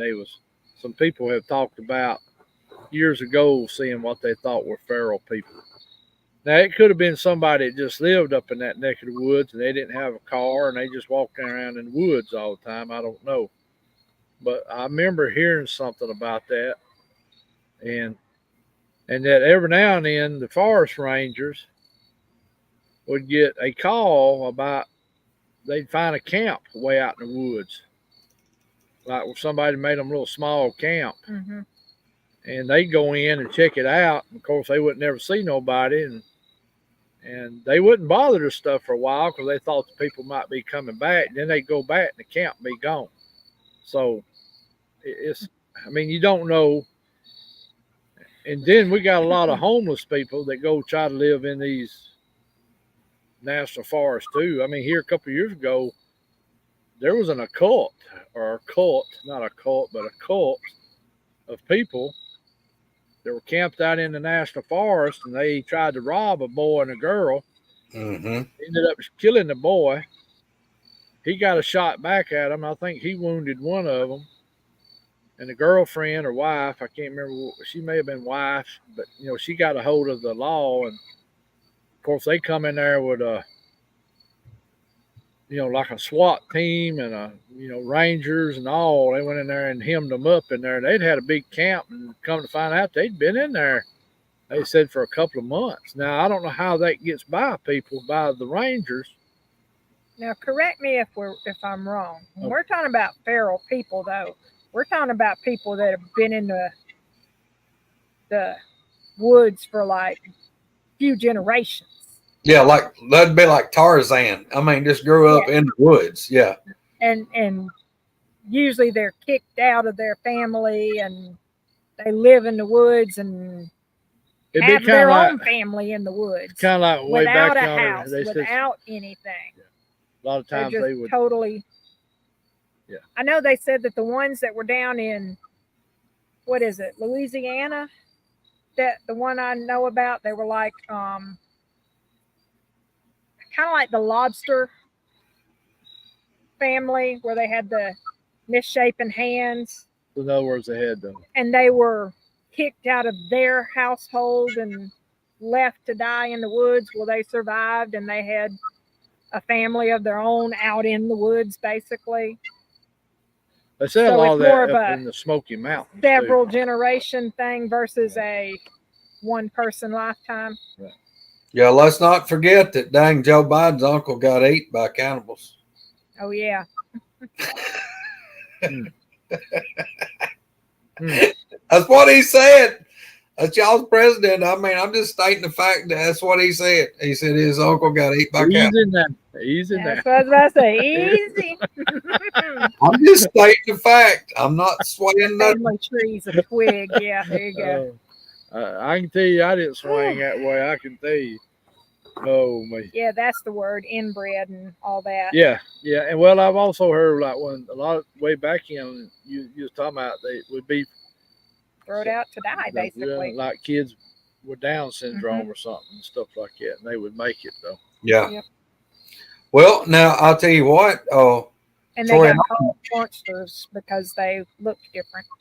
Troy Allen was talking about that, a few years ago when they shut down a lot of the mental hospitals. He swore that he knew a guy that worked at a mental hospital in Georgia that they had people that were violent. I mean, like violent people that were in the mental hospital, and they had to get rid of them, and they didn't have any family or nowhere to. They had to turn them loose, and they carried these people out on the edges of town and just like shoved them out the door and said, "Fare thee well." And where did those people go? Yeah, they're committing crimes. Yeah, that really, to me right now, that's one of the things that's really horrible in our country is the lack of mental health and mental health facilities. I mean, a lot of these right here in Alabama. I mean, they completely facilities. Yeah, they just shut the doors on them. Nowadays. I mean, they just closed them up. It's like I won't need them no more. Yep. I'm gonna poke the fire, man. Yeah. Oh, yeah. I mean, Milledgeville used to be the place in Georgia. It was the number one place for mental health facilities. It's where everybody went to the crazy house. And yeah, they just closed them all down. Yeah. Now we have, what is it? Not the big one in Alabama. I can't think of the name of it. What we're calling it now, but it's there for a couple weeks and that's it. Yeah. Oh. Which does not give you the help you actually really need. They say that the hospital in Tuscaloosa is haunted, buddy. Yeah, it's Bryce, ain't it? Bryce. Yeah. Bryce's. They say that place is a weird place to be at. Yeah, it's another place I want to go. Rebecca, you would have loved to went with me about 6-7 years ago. There's a place in Decatur, Alabama, that the state had it, and then they shut it down. And it was when they shut down all the mental hospitals. Mm-hmm. But there was a place on 31 Highway going from Decatur toward Hartselle, and it's across the road from the state of Alabama state trooper office, the outpost for the state troopers. It's across the road up on the hill. And it was a mental hospital. And this is a pretty big place. That thing's probably like 5 stories tall. And I mean, it covers like, It's kind of up in the, you go up through some trees. I mean, it's a paved road that goes up. It just goes onto that property. There's nothing else really around it. But that building probably covers, it would be equivalent, probably a city block. And it was a hospital. It was a mental hospital. Well, the state closed it down, and ADECA took it over, and they surplused out to other agencies in the state. You could go up there and you could buy the stuff that was in that hospital because they were shutting it down. And they put that stuff up through the state and federal surplus. So fire departments, cities, municipalities, they can go buy that stuff for a really cheap rate. Well, we were needing for our fire department here, we were needing a bunch of chairs, because we have an auction and stuff like fundraisers. Well, I went up there to purchase stuff on behalf of the fire department. And, they told us that the state of Alabama surplus, the ADECA, they were going to do it. And, said they gave us a list of things that they were going to sell. But anyway, I went up there, and I'd never been to the place, but I went up there, and, it's not but like 30 miles from here. And I bought like 200 and something chairs, like that. These don't fold, but they're the real nice, like you put them in a row and some of them lock together. And I bought them so we'd have them. But anyway, the state had gave like $30-something a piece, and they charged us $2 a piece. And I bought 200 something of them. But anyway, the whole deal, when I get there, there's not but about 4 people there. It's hardly nobody there.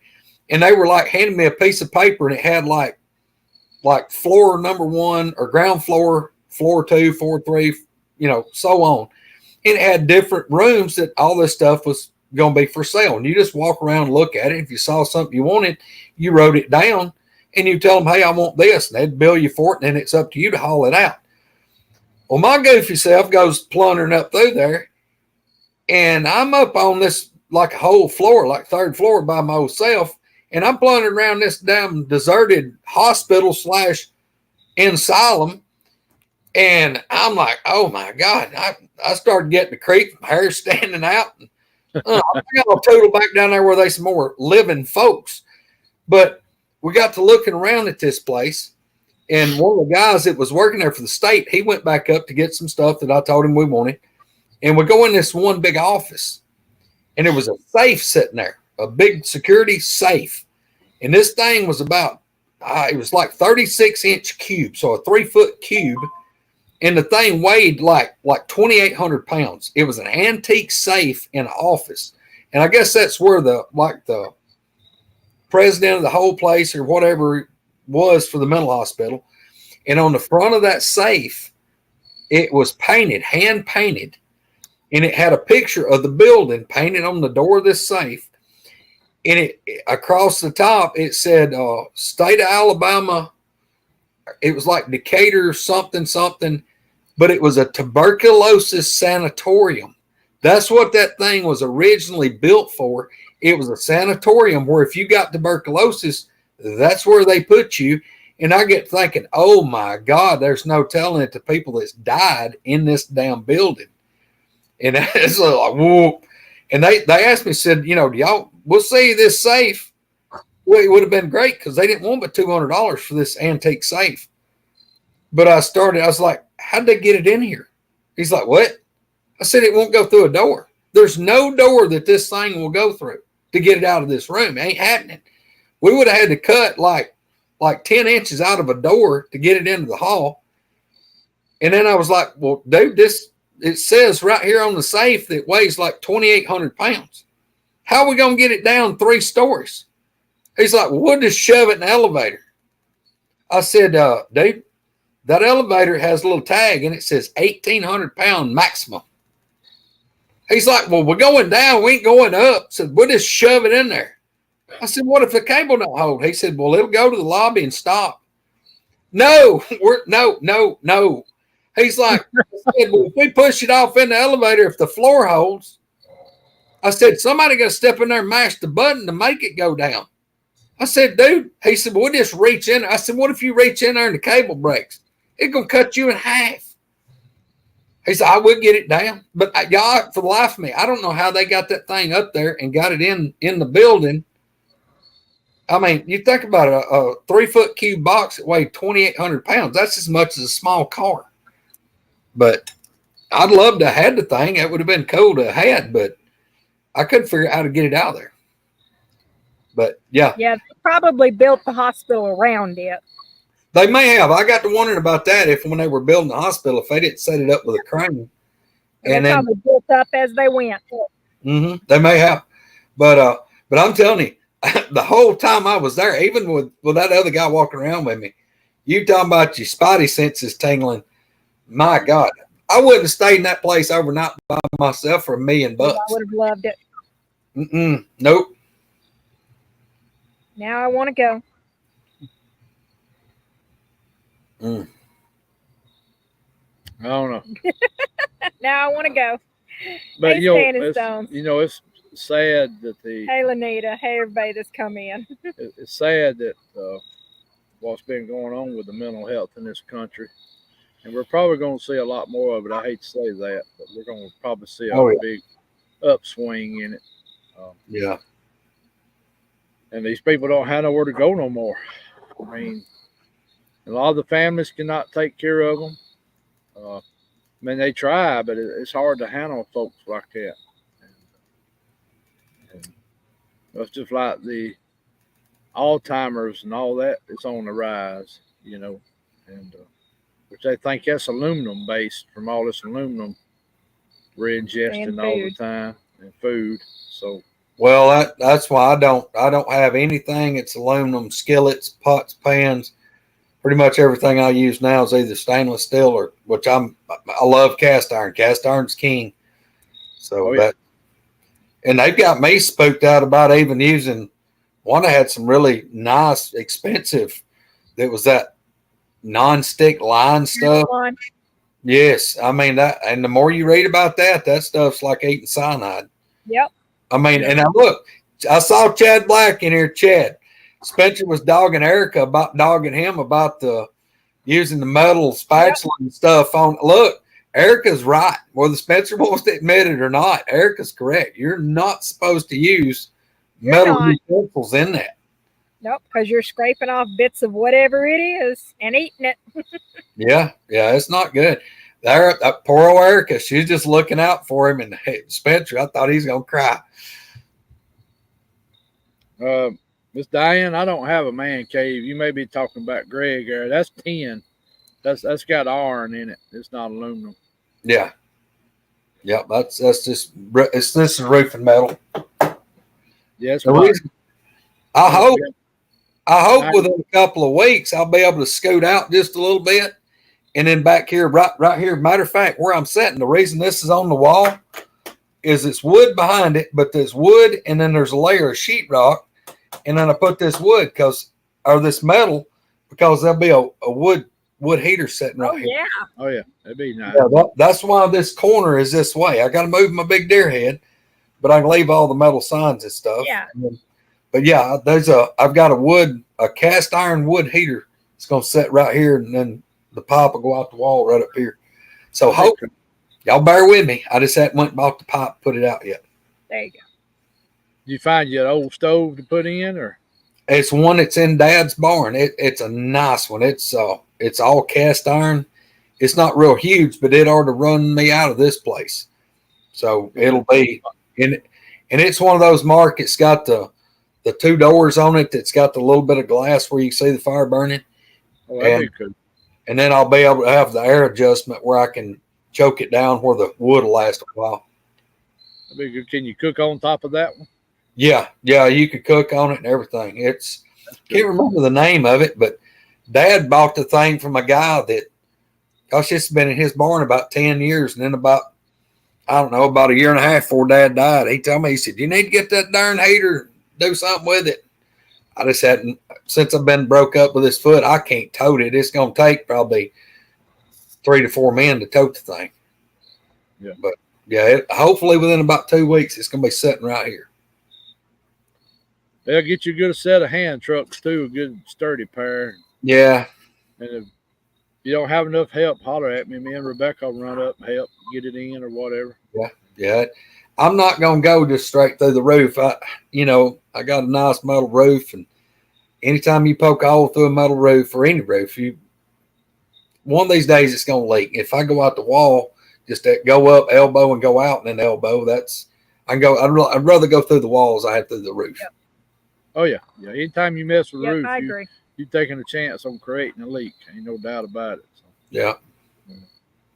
We've got to get us a wood heater installed in this house, or wood stove, what I'd rather have. And that's something we're going to do. We got the fireplace, but we have a propane heater sitting there. Yeah. We eventually want to put a wood heater or wood stove there, a small one, not no huge one, but because I'll tell you never know when you're going to need it, and always come in handy when you got plenty of wood laying around that you can put in there, and at least you can keep warm and you could cook something, Well, for me, Mark, I've got 380 acres I can cut firewood off of. Yeah, I got plenty here. In fact, I got 2 more trees I got to lay on the ground, and I got still a ton of trees, and over at my mom's, and I got plenty of wood I can access to. Only thing now, I will say this: as I'm getting older, it's getting a little harder to be whooping on that wood and sawing it. Oh, but yeah. But you got to do what you got to do. Golly, well, I mean, look at what electricity costs, and now a regular price around here on propane is going to average out close to $3 a gallon. I mean, dadgum. It's hanging on another wall, Mr. B. Your Bigfoot sign, everybody's sign. Oh yeah, it's hanging on that wall over there. You can't throw your hat around in this room and not hit something with a Bigfoot on it. Now that's I've always liked your man cave. It's very cool. It's like I like it. I mean, it wouldn't be hard to live there. It wouldn't bother me to live there. Y'all, I mean, I've got 7.5 miles from here. I've got a house that's got 1,600 square foot basement that's unfinished. The first floor 1,600, and upstairs 825. There's 5 bedrooms, 3.5 baths, a big kitchen, living room, and a dining room, and a porch. A porch that's 10 by 52 feet long, and a back porch that's covered that's 14 by 30. I'm just as happy right here in this man cave. It's 1,200 square feet. Yep. I mean, I got a big old house over there that it just the utilities. I mean, I love my house, but I'm just tickled to death right here in my. This is like I'm like an adult. I'm like an adult 10-year-old with a clubhouse. That's it. That's your tree house out there. That's it. That's exactly right. Yeah, like I told Rebecca, I could live there and not have no issues at all. Yeah, it'd be like home. Well, you don't always have to have big place. You can always have something simple and be just as happy. Yep. Well, what I like is I get to hang up whatever I want to, wherever I want to, and it's trinkets and whatnots and deer heads and signs and antiques. And, showcase. Yeah, I mean, it's just I want it to where you feel like you're just walking through a antique store or a Cracker Barrel or something, Right. Yeah, it's cool. You'll have to show everybody one day, do a good video on it or something, and show them around it or something one of these days or something. Yeah, they looks like I'm gonna have me some company coming. I think it's gonna be Wednesday night. I got a brother that y'all know is gonna finally come spending. He's gonna come stay one night with me. Me and him's gonna loaf around some, but got Bama Murdoch gonna come hang out with me Wednesday night. Well, that's cool. Yeah, that's cool. All right, Miss Dunn asked something real quick. Something about what was the response you got when you first gave your sighting, your first sighting. Well, what was the response you got to giving it? Not what was the sighting, but what was the response you got to giving it? Well, when I first got into this subject after I seen my first booger there in Lowndes County, which is strange. I seen it 80 miles from where I actually live at, and then found out I had them living here. But my family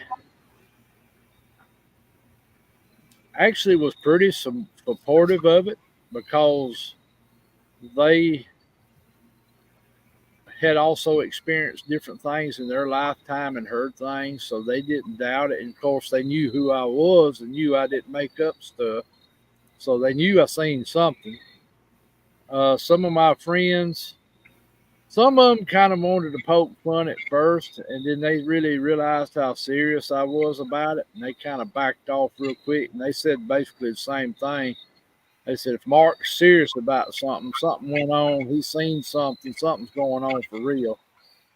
Far as in the Bigfoot community, I can't never remember really having any backlash from the Bigfoot community.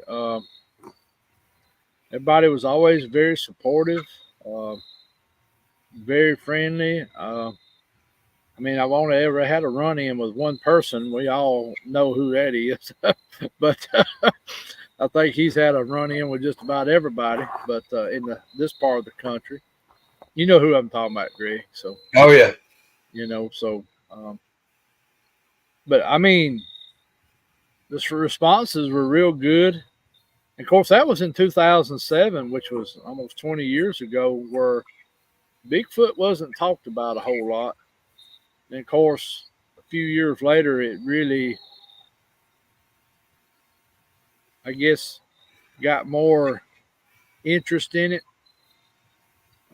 I don't know if it's because of the Bigfoot forums coming out, and then YouTube and Facebook was all going, so it got to be a little more normal to people. And then the shows on TV, like Finding Bigfoot and some of the other ones, started coming out. And I think it kind of started making it more, I ain't going to say normal, but more accepted.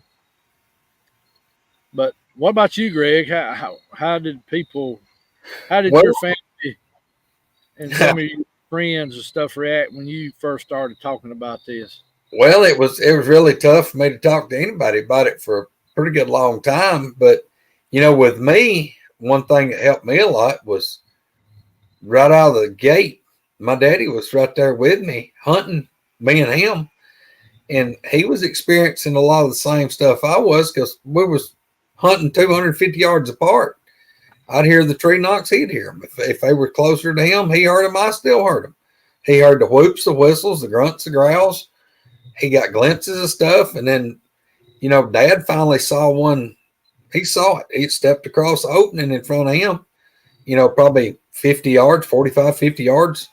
May have been less, but, that took a lot of it out between, I got three brothers.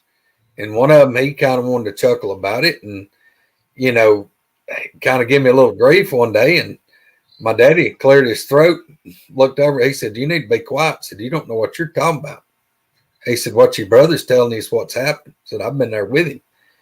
And my daddy was kind of the guy that demanded attention and respect. And kind of like when Daddy talked, it was like E.F. Hutton was speaking. Everybody listened. That helped me a lot because, and then like my buddy Al, while Al was here, he was going through it just like I was.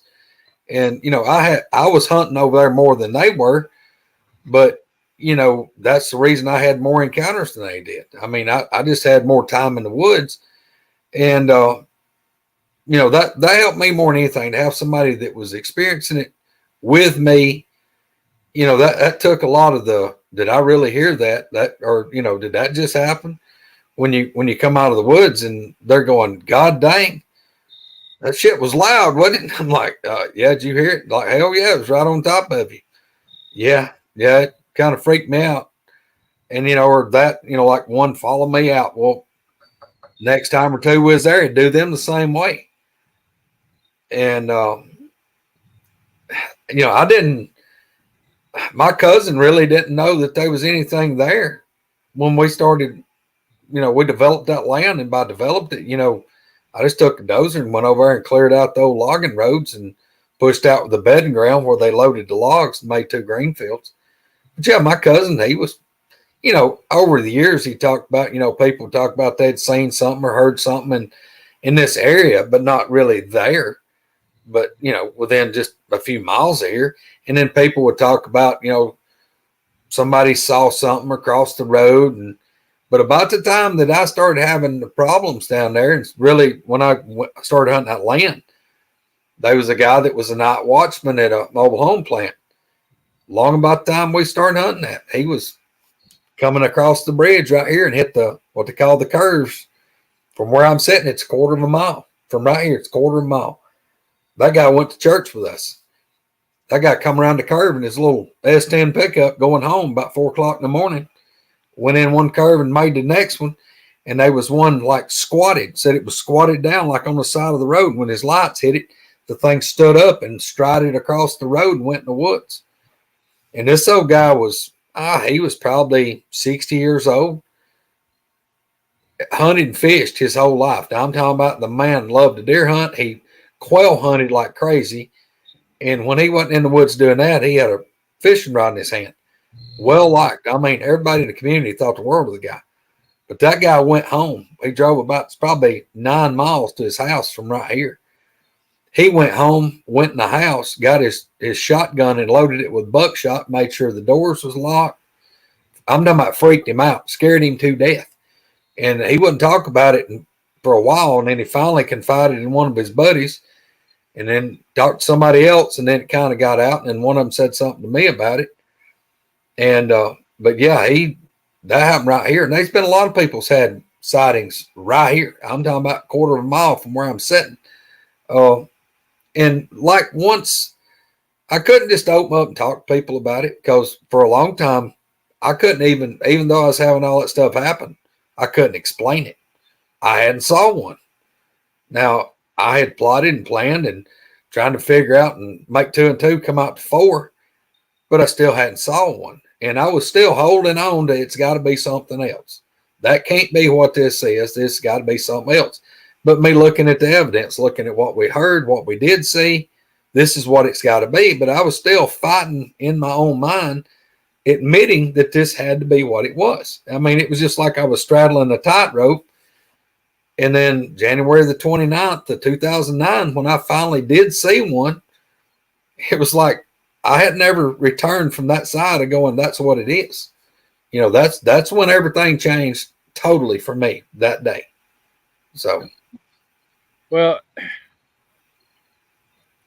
a lot of people do think at first we're crazy or we're seeing things, but I think when they find out that we're really serious and we're not backing down from it, yeah, they start wondering and they go, wait a minute, this person's staying serious about this. And then just like having Mr. Towel as a mentor, just like you did, yeah, he really helped a lot, because in the background he come from spoke what kind of man he was, Oh yeah. And he come from a background that would have been one of the first ones to say, hey, you're crazy, but he wasn't, because he had done experienced it himself. And then once I became a researcher and started going to different places down around in here, I started getting phone calls from people left and right. I mean, people I never knew before in my life would call me and say, you Mark Green? I said, yeah. I like to talk to you about something I saw. And yeah, they would give me their encounter or their sighting. And I mean, I even went to some of these people's properties.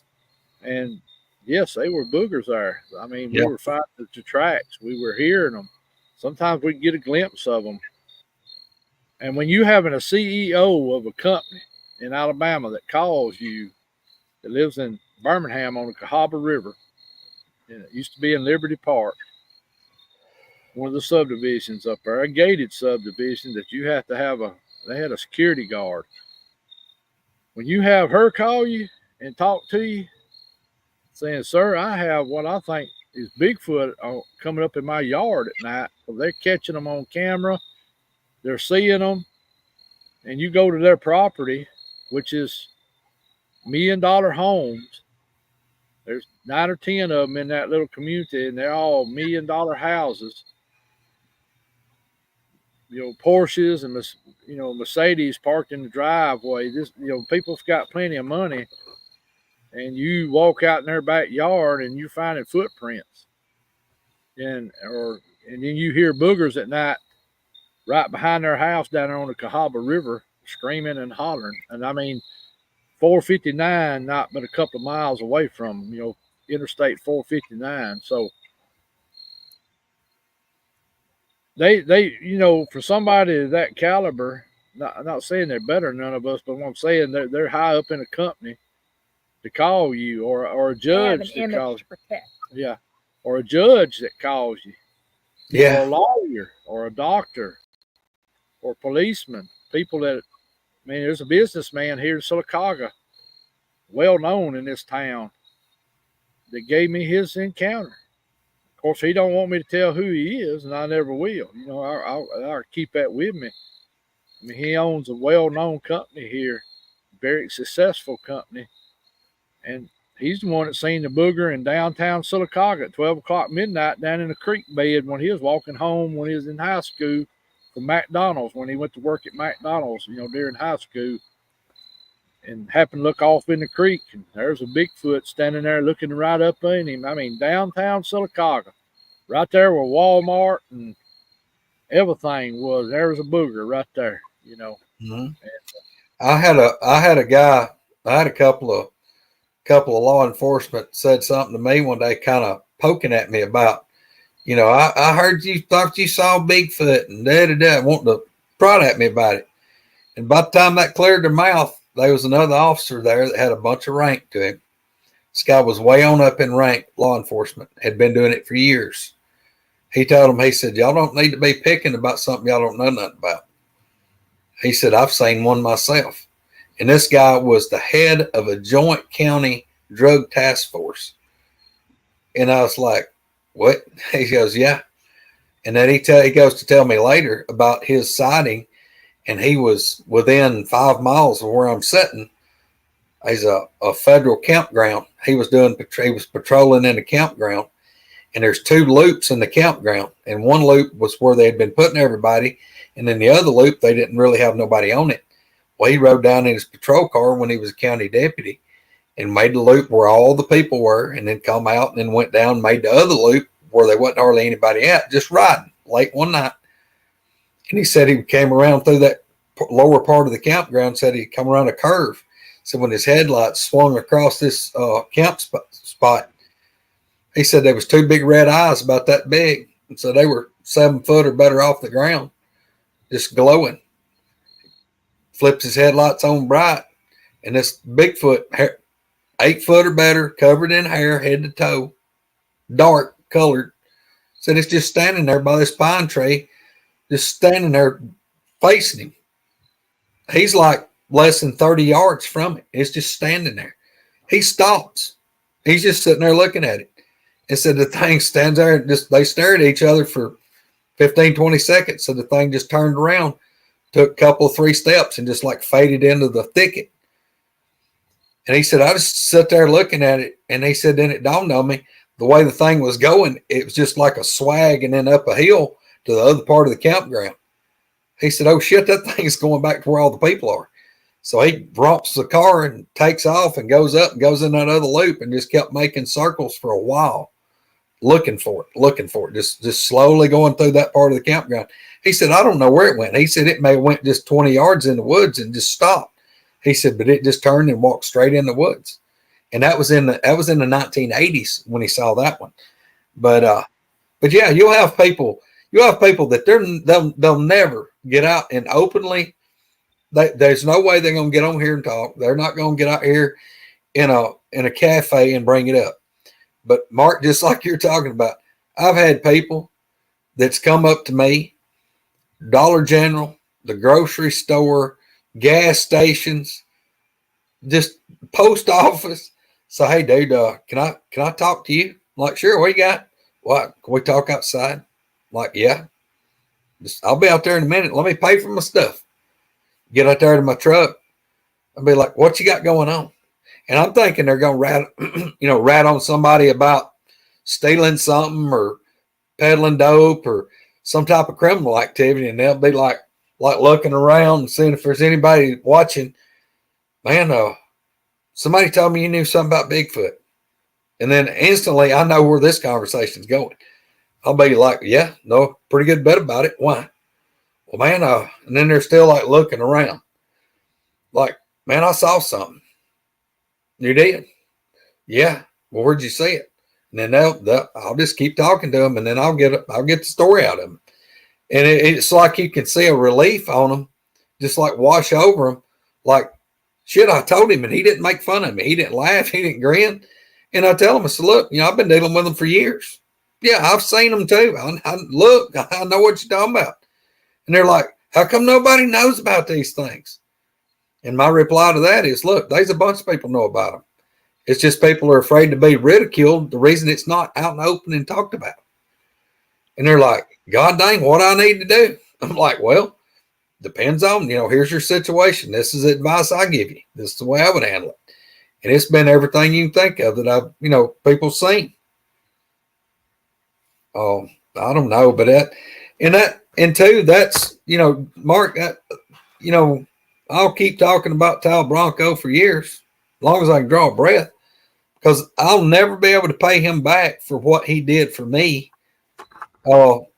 Just befriending me and talking to me and sharing his knowledge. And Mark, he is a big, massive reason of why I decided to get on here and open up to people, is because maybe I can befriend some of these people like he did me. Right. He was a good guy. I wish we could have him right here, right now, on some of these lives with us. I tell you, I wish I'd got to talk to him right before he passed away. But yeah, he got me and Keith started off right down here. What to look for, what to listen, how to talk to people, how to take a report, how to handle stuff, and a lot of that stuff worked. He said, I mean, what he told us to do worked. And then sometimes I'd call him. I said, well, these people don't really want to talk to me. I said, oh, I thought there was a siren going off. I said, they might come more talking to you, and a lot of times he would end up calling them, and they would talk to him, And, yeah. And what a lot of people don't realize, that meet and greet, a place that he was researching was just south of the meet and greet, where, there was some stuff going on with these folks. These things were doing about like they are doing you. They was getting up on us double wide at night, looking in the windows, playing with the doors. And these things would wait till this woman's husband would go to work. And then they would come up to the house, and they would be doing everything. And her kids got growled at. People come visit. The boogers would growl at them, be standing out in the yard looking at them. It's like they were protecting the woman in some ways. And even a professor from North Alabama University, there at Huntsville, that was an anthropologist, befriended the woman, and she went down there, and them things run her out of there. She went walking down in the woods, and they all cornered her up and pretty much went to throwing rocks and sticks, and she seen them, scared her half to death, and she quit Bigfoot researching. She said, I can't take it. And she was with Mr. Towel. He knew her real well. Her and her husband come down. They were staying in a motel where they'd go down there in the daytime, walk around. Well, she went back one day by herself, and that's when the boogers showed her something. They didn't want her there. And, so, here's a professor, at the University of North Alabama, that was a well known. She's probably retired now, but she was well known, and she witnessed all this, and that pretty much broke her up from wanting to research Bigfoot, after, Well, gentlemen, I'm going to vote we start wrapping her up. Hey, Rebecca, before you do, let me go ahead and tell you something. Go ahead. On the way back from town a while ago, I was, my arm got to twinging and got to turning like somebody was twisting it. I had to swing through Dairy Queen and get me one of them small blizzards. They're good, aren't they? What flavor Yeah. did you get? I got the Heath. I got the Heath bar one. Those are the best. Oh, I Yeah, love she them. loves the Heath. Yes, that's what I got. Look, I had to get back and take me a shot of insulin when I done it, but I knew I was Right. going Right. to. I have a doctor's appointment that's going to determine whether I have to start all that mess now too next week. Wow. I'm not expecting good results for next week's appointment. Maybe so. Maybe so. Golly, y'all just ain't nothing. Hey, look, me and you same age. Ain't nothing like getting this age and start breaking down. It's like somebody asked earlier in the show that when we were talking about getting cold. There was like, is that because the temperature's dropping or because you're getting old? Well, it Could be both. way. We're gonna blame it on both. Oh my. Poor old Jeff Yarrington. I think Jeff's going to be doing a recruiting thing, trying to bring in a lot of these, maybe some 20-year-olds and stuff. Because I'm pretty sure Jeff, he's the, my daughter Abby may be the only person younger than Jeff that hangs out and watches. That hangs out what now, Greg? Abby's the only person that hangs out and watches all this stuff other than Jeff Yarrington. Oh. How old is Harrington? He's in his 30s. He's 35. There's a couple more, I think, younger people I see sometimes pop up and chat. I can't remember. Well, I can't remember his name right off bat. I see his YouTube. He's 35. Yeah, he's still a youngster. He's still a youngster. He's still a youngster. We're gonna have to get old Jeff down here in our neck of the woods, show him some are. southern hospitality. He's got to get down here, ain't no doubt. Yeah, we'll put him on some boogers quick too. Yep. We'll smear peanut butter on him like we're gonna do Spencer and run him across the field one night. Set him up down in the corner. Hey Mark, let me tell you something. We ain't gonna now look. I won't get to come next weekend to you. Wanda's been on me about coming to y'all's Saturday night fire pit, but next week I ain't no way I can come. Let me tell you how cool the place that I live is. Me being law enforcement for nearly 16 years, and I'm unopposed this next election, so that's 4 more years. But look, let me tell you, I love to see good people be armed. We love it. I mean, love it. So all the folks out there that think police want people to be defenseless, no, not where I live anyway. We have a gun show, and I set up a couple of tables every year at the gun show here local. It is next Saturday. And our gun show is hosted and sponsored by the Double Springs, Alabama Police Department. And the chief of police in Double Springs is the one that spearheads every bit of this, sets it up. And the money that they take at the door to get in, it's like $5 to get in. And the money that they raise, he splits the money between the police department and the fire department to help them they'll buy some fire hose, or he may buy the guys some duty belts or body armor or new guns or something. But that's the kind of place, y'all, that I live in, that the local law enforcement hosts and sponsors a gun show. So that's where I'll be Saturday and Sunday. I've got to be at the gun show, so there's no way I can make it. You may still get up and come up there Saturday morning. What time does it start? The gun show starts at 8 a.m. on Saturday and 9 a.m. on Sunday. We might could run up there early Saturday morning, then get back for the fire pit plenty of time. We may do that. Hey, bring some money with you, Mark, because look, we'll have people with tables set up, of course, selling guns. And usually he has 100 to 110 tables. And that's 8-foot tables.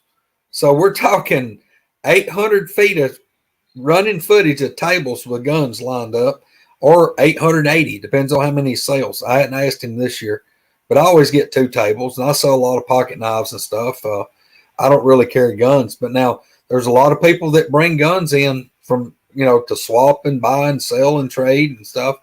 But it's fun. I mean, I've bought a lot of stuff.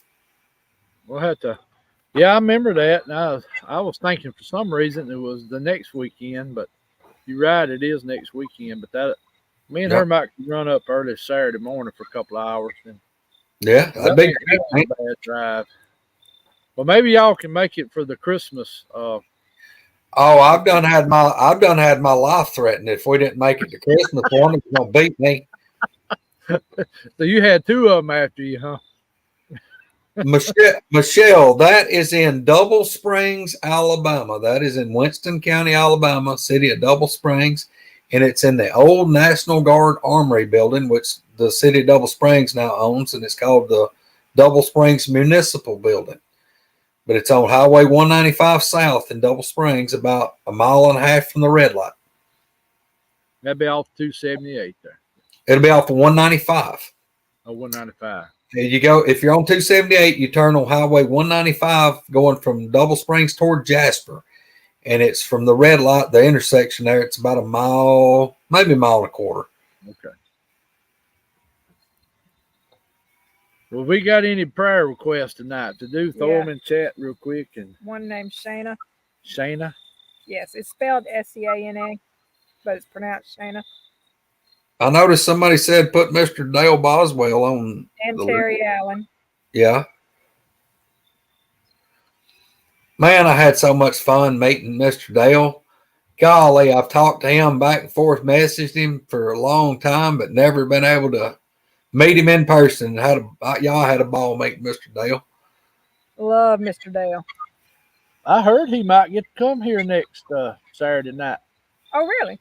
Yeah. All right. I heard there's a possibility. So I hope he does. Got to figure out some parking then. Oh, yeah, we will. I hope he brings that guitar with him. Same here. Our And Bigfoot musician.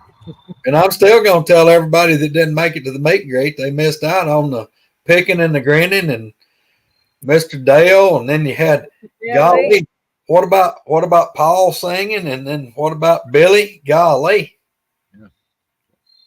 Yeah, it was good. I hate I didn't get to hear Billy. I didn't get to hear or much Mr. Dale of it. much, but look, it's easy for me to see how Billy's son plays keyboard and makes music in Nashville, and he's a keyboard player for what's her name, Winona Judd. I didn't know that. Yeah. Oh yeah. Billy said he's wrote a bunch of songs that other artists his dadgum made like hits out of. I mean, he's got like awards for songwriting. Oh, Billy been keeping that hid from us about being a songwriter. Yeah, his son is like majorly talented. We used to have a very good songwriter here. He passed away a few years ago. He wrote a lot of George Strait, Kenny Chesney, and several more. He was, and then he used to go play with my friend all the time, the one that passed away about a month. Him and Lane were good friends. Yeah, him and Lane were good friends. In fact, he tried to get Lane's son into Nashville, but I don't think Lane's boy really wanted to do that. He could have went there though. He could have made it, but that's just the way that he didn't want to go though. So. Phyllis said she was learning some of Dale's songs for karaoke. You need to learn his Bigfoot song. Yeah. That's one thing we're going to do. One of these fire pits, have a little karaoke one night. But Rebecca loves to do karaoke, and she does real good. KT Osmond. There you go. That's her favorite to do. So, y'all, I struggle with turning on the radio. Yeah, I do too. I don't listen to music like I used to. I love the radio. I love music. All right. We'll go over the prayer list and do the prayer, and we'll call it a night. And Seana is Shauna. I said Shayna, but it's Shauna. Okay. Sean, Sean. No. Look, we're about one more show away from having to set up a GoFundMe for Phyllis and John. They keep breaking the boat every time they go to the water. They might be trying to tell them something. Might be trying to stay out of the water. I need to just keep paddle around. I'm telling you. I still think it's both crazy every time I say they're in them dadgum kayaks. That's like a top water plug trying to catch an alligator. I like my kayak. Yeah, but you ain't doing it with those crocodigators. No, I'm not doing it where there's crocodigators. Hey, I was on Little Bear Creek one time in a canoe and had a darn Bigfoot 20 foot in the cattail screaming at me and Keith, and its baby was across the lake up in the tree. I know people think I'm crazy when I say that, but I watched that thing go up that tree and go out on that limb, me and Keith both, and I had the spotlight on it. And I was looking at what I was looking at, and all of a sudden, Mama or Daddy, right over here 20 foot behind me and Keith in the cattail, oh! I mean, just doing that, and I'm like, paddle. So I said, the devil with a little Bigfoot, you know. You know, you look back now, it's kind of funny, but that it was not funny, you know.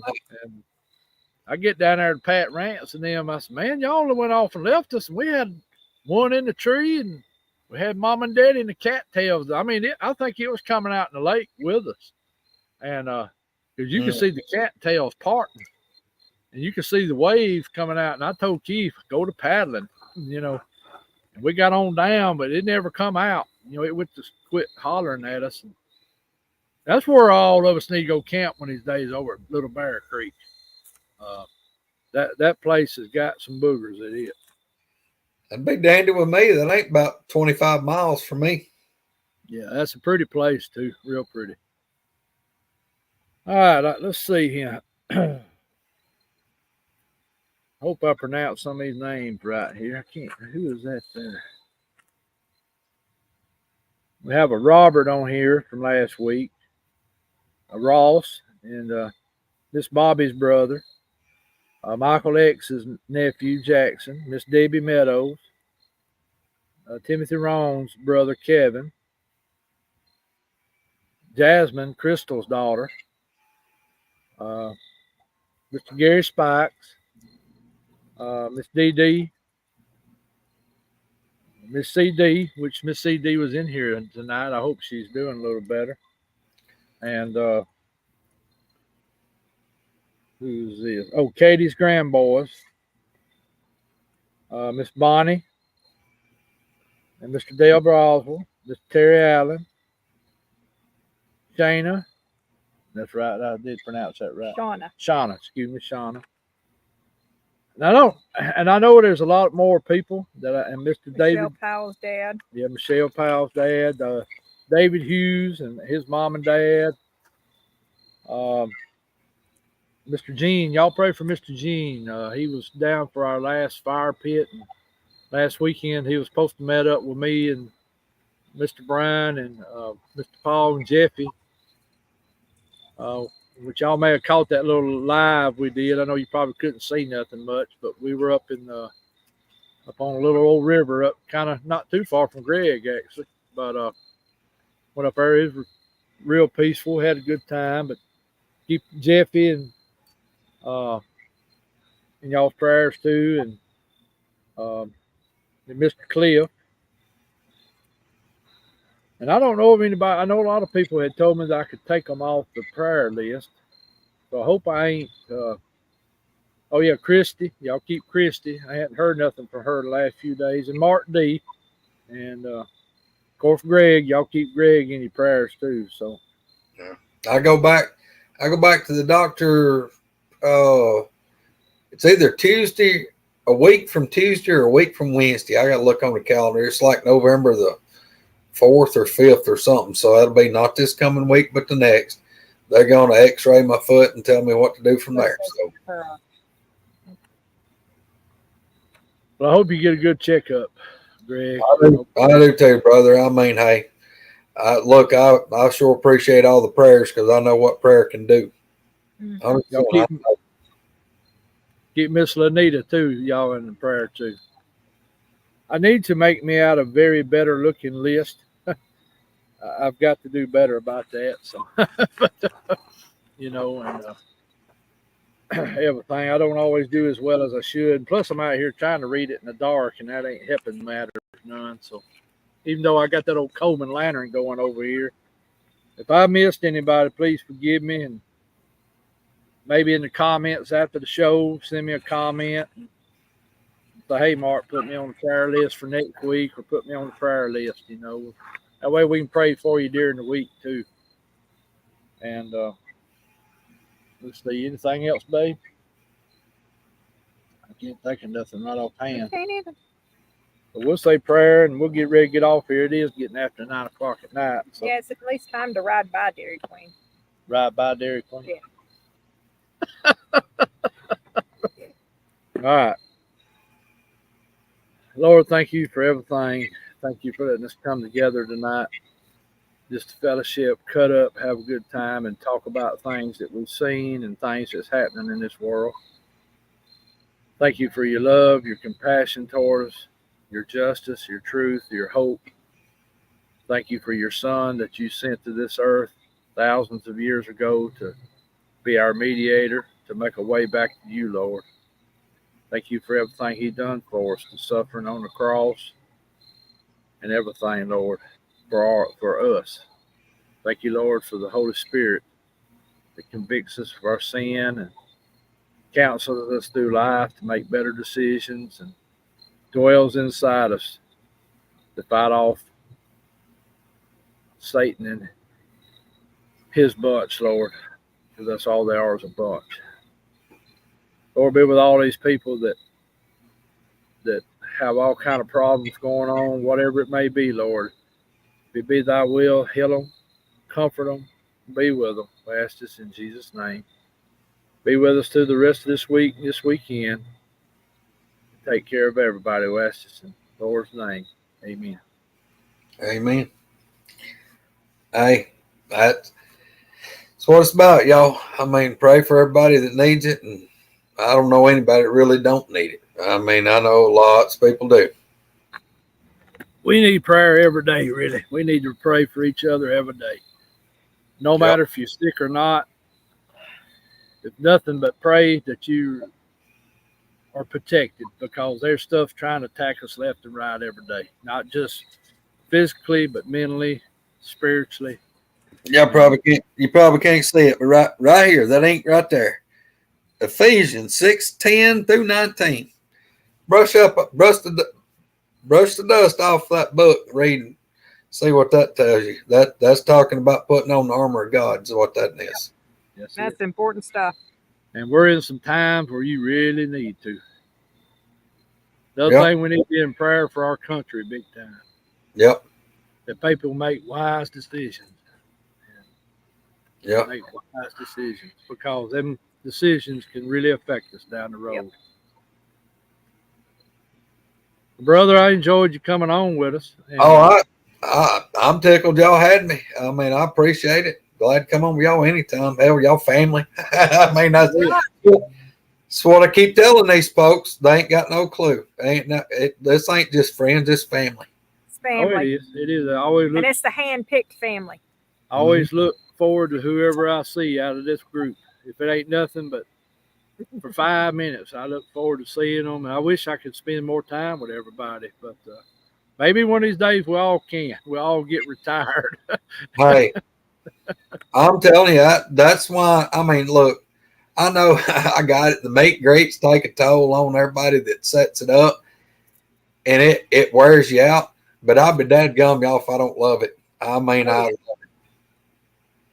Oh, we had a good time, and we made it through the.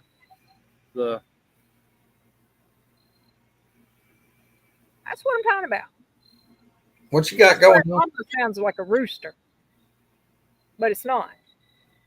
What that is, really? It's something howling. You hear it? Yeah. I heard something. Y'all, look, I'm not opposed for us to get the wild hair and go west and do a meet and greet somewhere. I know it's going to be a long way for people back on the east side, but we got a lot of folks out. Ain't going to be no longer an LBL. But I mean, I wouldn't be opposed to doing something edge of Arkansas. I mean, exactly. Let's go. We need to get somebody out there that knows that country well for us to find us a place and help set it up, because that's the thing. some of these places we don't know nothing about them. I mean, LBL's kind of a place that we can hit pretty easy. Now, I mean, I can set up something around here pretty easy, but I don't know nothing about I don't know Arkansas. about. I mean, I know some places in Arkansas, but we really need somebody out that way to help with it. We love that you'll drive Cryptid. The thing about the LBL, if you look at a map of the South, or really the Eastern United States, I'll be dang if it ain't kind of in the middle. I mean, it is. Where's that? It's really centrally located to the LBL. Mm-hmm. It is. I mean, it's for the people that live in the northern states and the southern and the eastern and the western. It is kind of middle ground. But I agree, we need to head out west as soon as we can and have a meet greet somewhere out in there. Hey, I'm going to just throw it down. If somebody's watching this and maybe you got a place on the coast down like where we get our toes in some sand, I'm not above driving to the coast. Hey, I ain't above putting my toes in the sand. Yeah, we get down somewhere around Louisiana, Mississippi. Hey. Yeah. Look, I mean, we get us some of them scrimps to eat we get down there. Y'all can have all Rebecca the be mad the whole time because she can't eat them. Oh, man. That's why I hate to go buy fish or shrimp, because she's over there watching me eat shrimp and she's wanting them. And she's allergic, and I hate to eat them in front of her. They taste so good. I'm like, man, come on. Rebecca, let me tell you what I have to deal with. It may be just something that if you're our age and born about when we was, you got to have a really good food that you would love to eat and you can't. Yeah. The only food that I am allergic to is peaches. I cannot eat peaches. And that's my favorite food. It kills me because I love peaches. But if I eat a fresh peach, like a half one, my lips are going to probably turn inside out and I'm going to start struggling to breathe. Well, I love them. They're so good. For me, the shrimp it's like every time I eat shrimp, it's a major case of food poisoning. Oh my I'm God. talking major food poisoning. And I'm allergic to Benadryl, so I can't do nothing about it. Oh my God. Allergic to Benadryl. Yep. Yeah. You want to give me a heart attack, give me some Benadryl. Golly. Yep. See, she tells all her secrets, I could get rid of her real easy, but nah, I'm just kidding. Yeah. I'm just playing. Yep. We'll be somewhere eating and somebody will get like a big old chunk of peach cobbler and I'll be sitting over just drooling for it. And I'm like, is it worth dying? I mean, could I just eat part of it? And I know what you mean, brother. I love peach cobbler. Oh, it's one of my favorites. I love a good peach cobbler, but coconut is my favorite, so I'll take coconut any day. Oh man, I can hurt myself eating coconut. Oh, I know it, man. My mama used to make them coconut cakes at Thanksgiving and Christmas, and coconut pies, and coconut cookies. It's kind of like sweet potatoes. I need a sweet potato in that kind of way. Yeah. I mean, we'd have had a Bojangles open up here in Sylacauga a few weeks ago, and I stopped and got me and Rebecca a biscuit this morning after I got off work. And I asked that young lady, I said, y'all got sweet potato pies down here? She said, yes, sir, we do. I said, I'll be back to see you. Well, that one that they opened there, that Bojangles is good. It's good. It's small, but it's good. Yeah. Lord, I had only bad experiences with Bojangles. They opened one in Coleman a few years ago. I named it Both Strangles. Oh, I couldn't eat it. It was terrible. I don't know. Well, this one's still new, so it's good. So I don't know how long that'll last. Yeah. Especially being in Sylacauga. Who knows how long it'll last there. The one in Chelsea, right before you get into Birmingham on 280, it was a pretty good one at one time. But we ain't stopped there in a while. But, I'm wondering, Sharon said something about a vanilla wafer cake. I never had it. I never had a vanilla wafer cake. But now I'll tell you what. Pineapple and coconut cream pies. And, I can make a banana pudding that'll hold its own with anybody's banana pudding. Oh, you'll have to make us one of these days. That's right. Boy, I'm telling you now. I even make. That's what you can bring to the Christmas dinner. I can do that. Now look, when I make them for the fire departments, you know, the big the turkey roaster pans, the big oval ones. Yeah. I'll make 2 of those, and that thing will weigh probably 1 pan will weigh 15 pounds. I'll make 30 pounds of banana pudding at one time. And then I use the whipping cream and actually make the whipped cream to go on top of it. I make it from scratch too. Nice. Yeah. You can't beat all that. You can't beat that. Yeah, that. All right, brother. Well, we're going. Yeah, time to get off here. We're gonna close out. Where I can put all this stuff up. Yeah. Me and her gonna get up in the morning and try to take care of some things. So. I like sweet potato biscuits. I've made those. Those are good. Oh yeah, I've had those. They're good. What was that? I love, huh? What was that? I don't know if Sister Turn looked that way. It's something like, whoop. Yeah, I heard it. It sounded like a little whoop. Okay. Just went off. So we may have something up here with us close by. I may do it. Well, big love, everybody. We'll see y'all. Y'all don't forget us. Don't forget us on Sunday. We're gonna have a good guest Sunday. I ain't telling you who it is, but we're gonna have somebody good on Woodwalk. Now going on Sunday. Their usual time. Yep, we'll be on there at 1:30. That way, if there's new people. Yep, 1:30 this Sunday on Woodwalkers. With a Z. And then next Thursday night, y'all gonna have a special Halloween show. A late night. Yep, we're gonna have a late night. Our night owls. Me and Misty will be on. I think we're gonna have brother Roger Williams on there with us, and who knows who else may pop in. Well, I'll be at work, but I'll be a ghost. I'll sure be trying to listen in while I'm at work. So. Yep. So. Well, all right, y'all. Y'all take it easy. Bye, guys. See ya. We'll see y'all later. Love y'all. All y'all be good.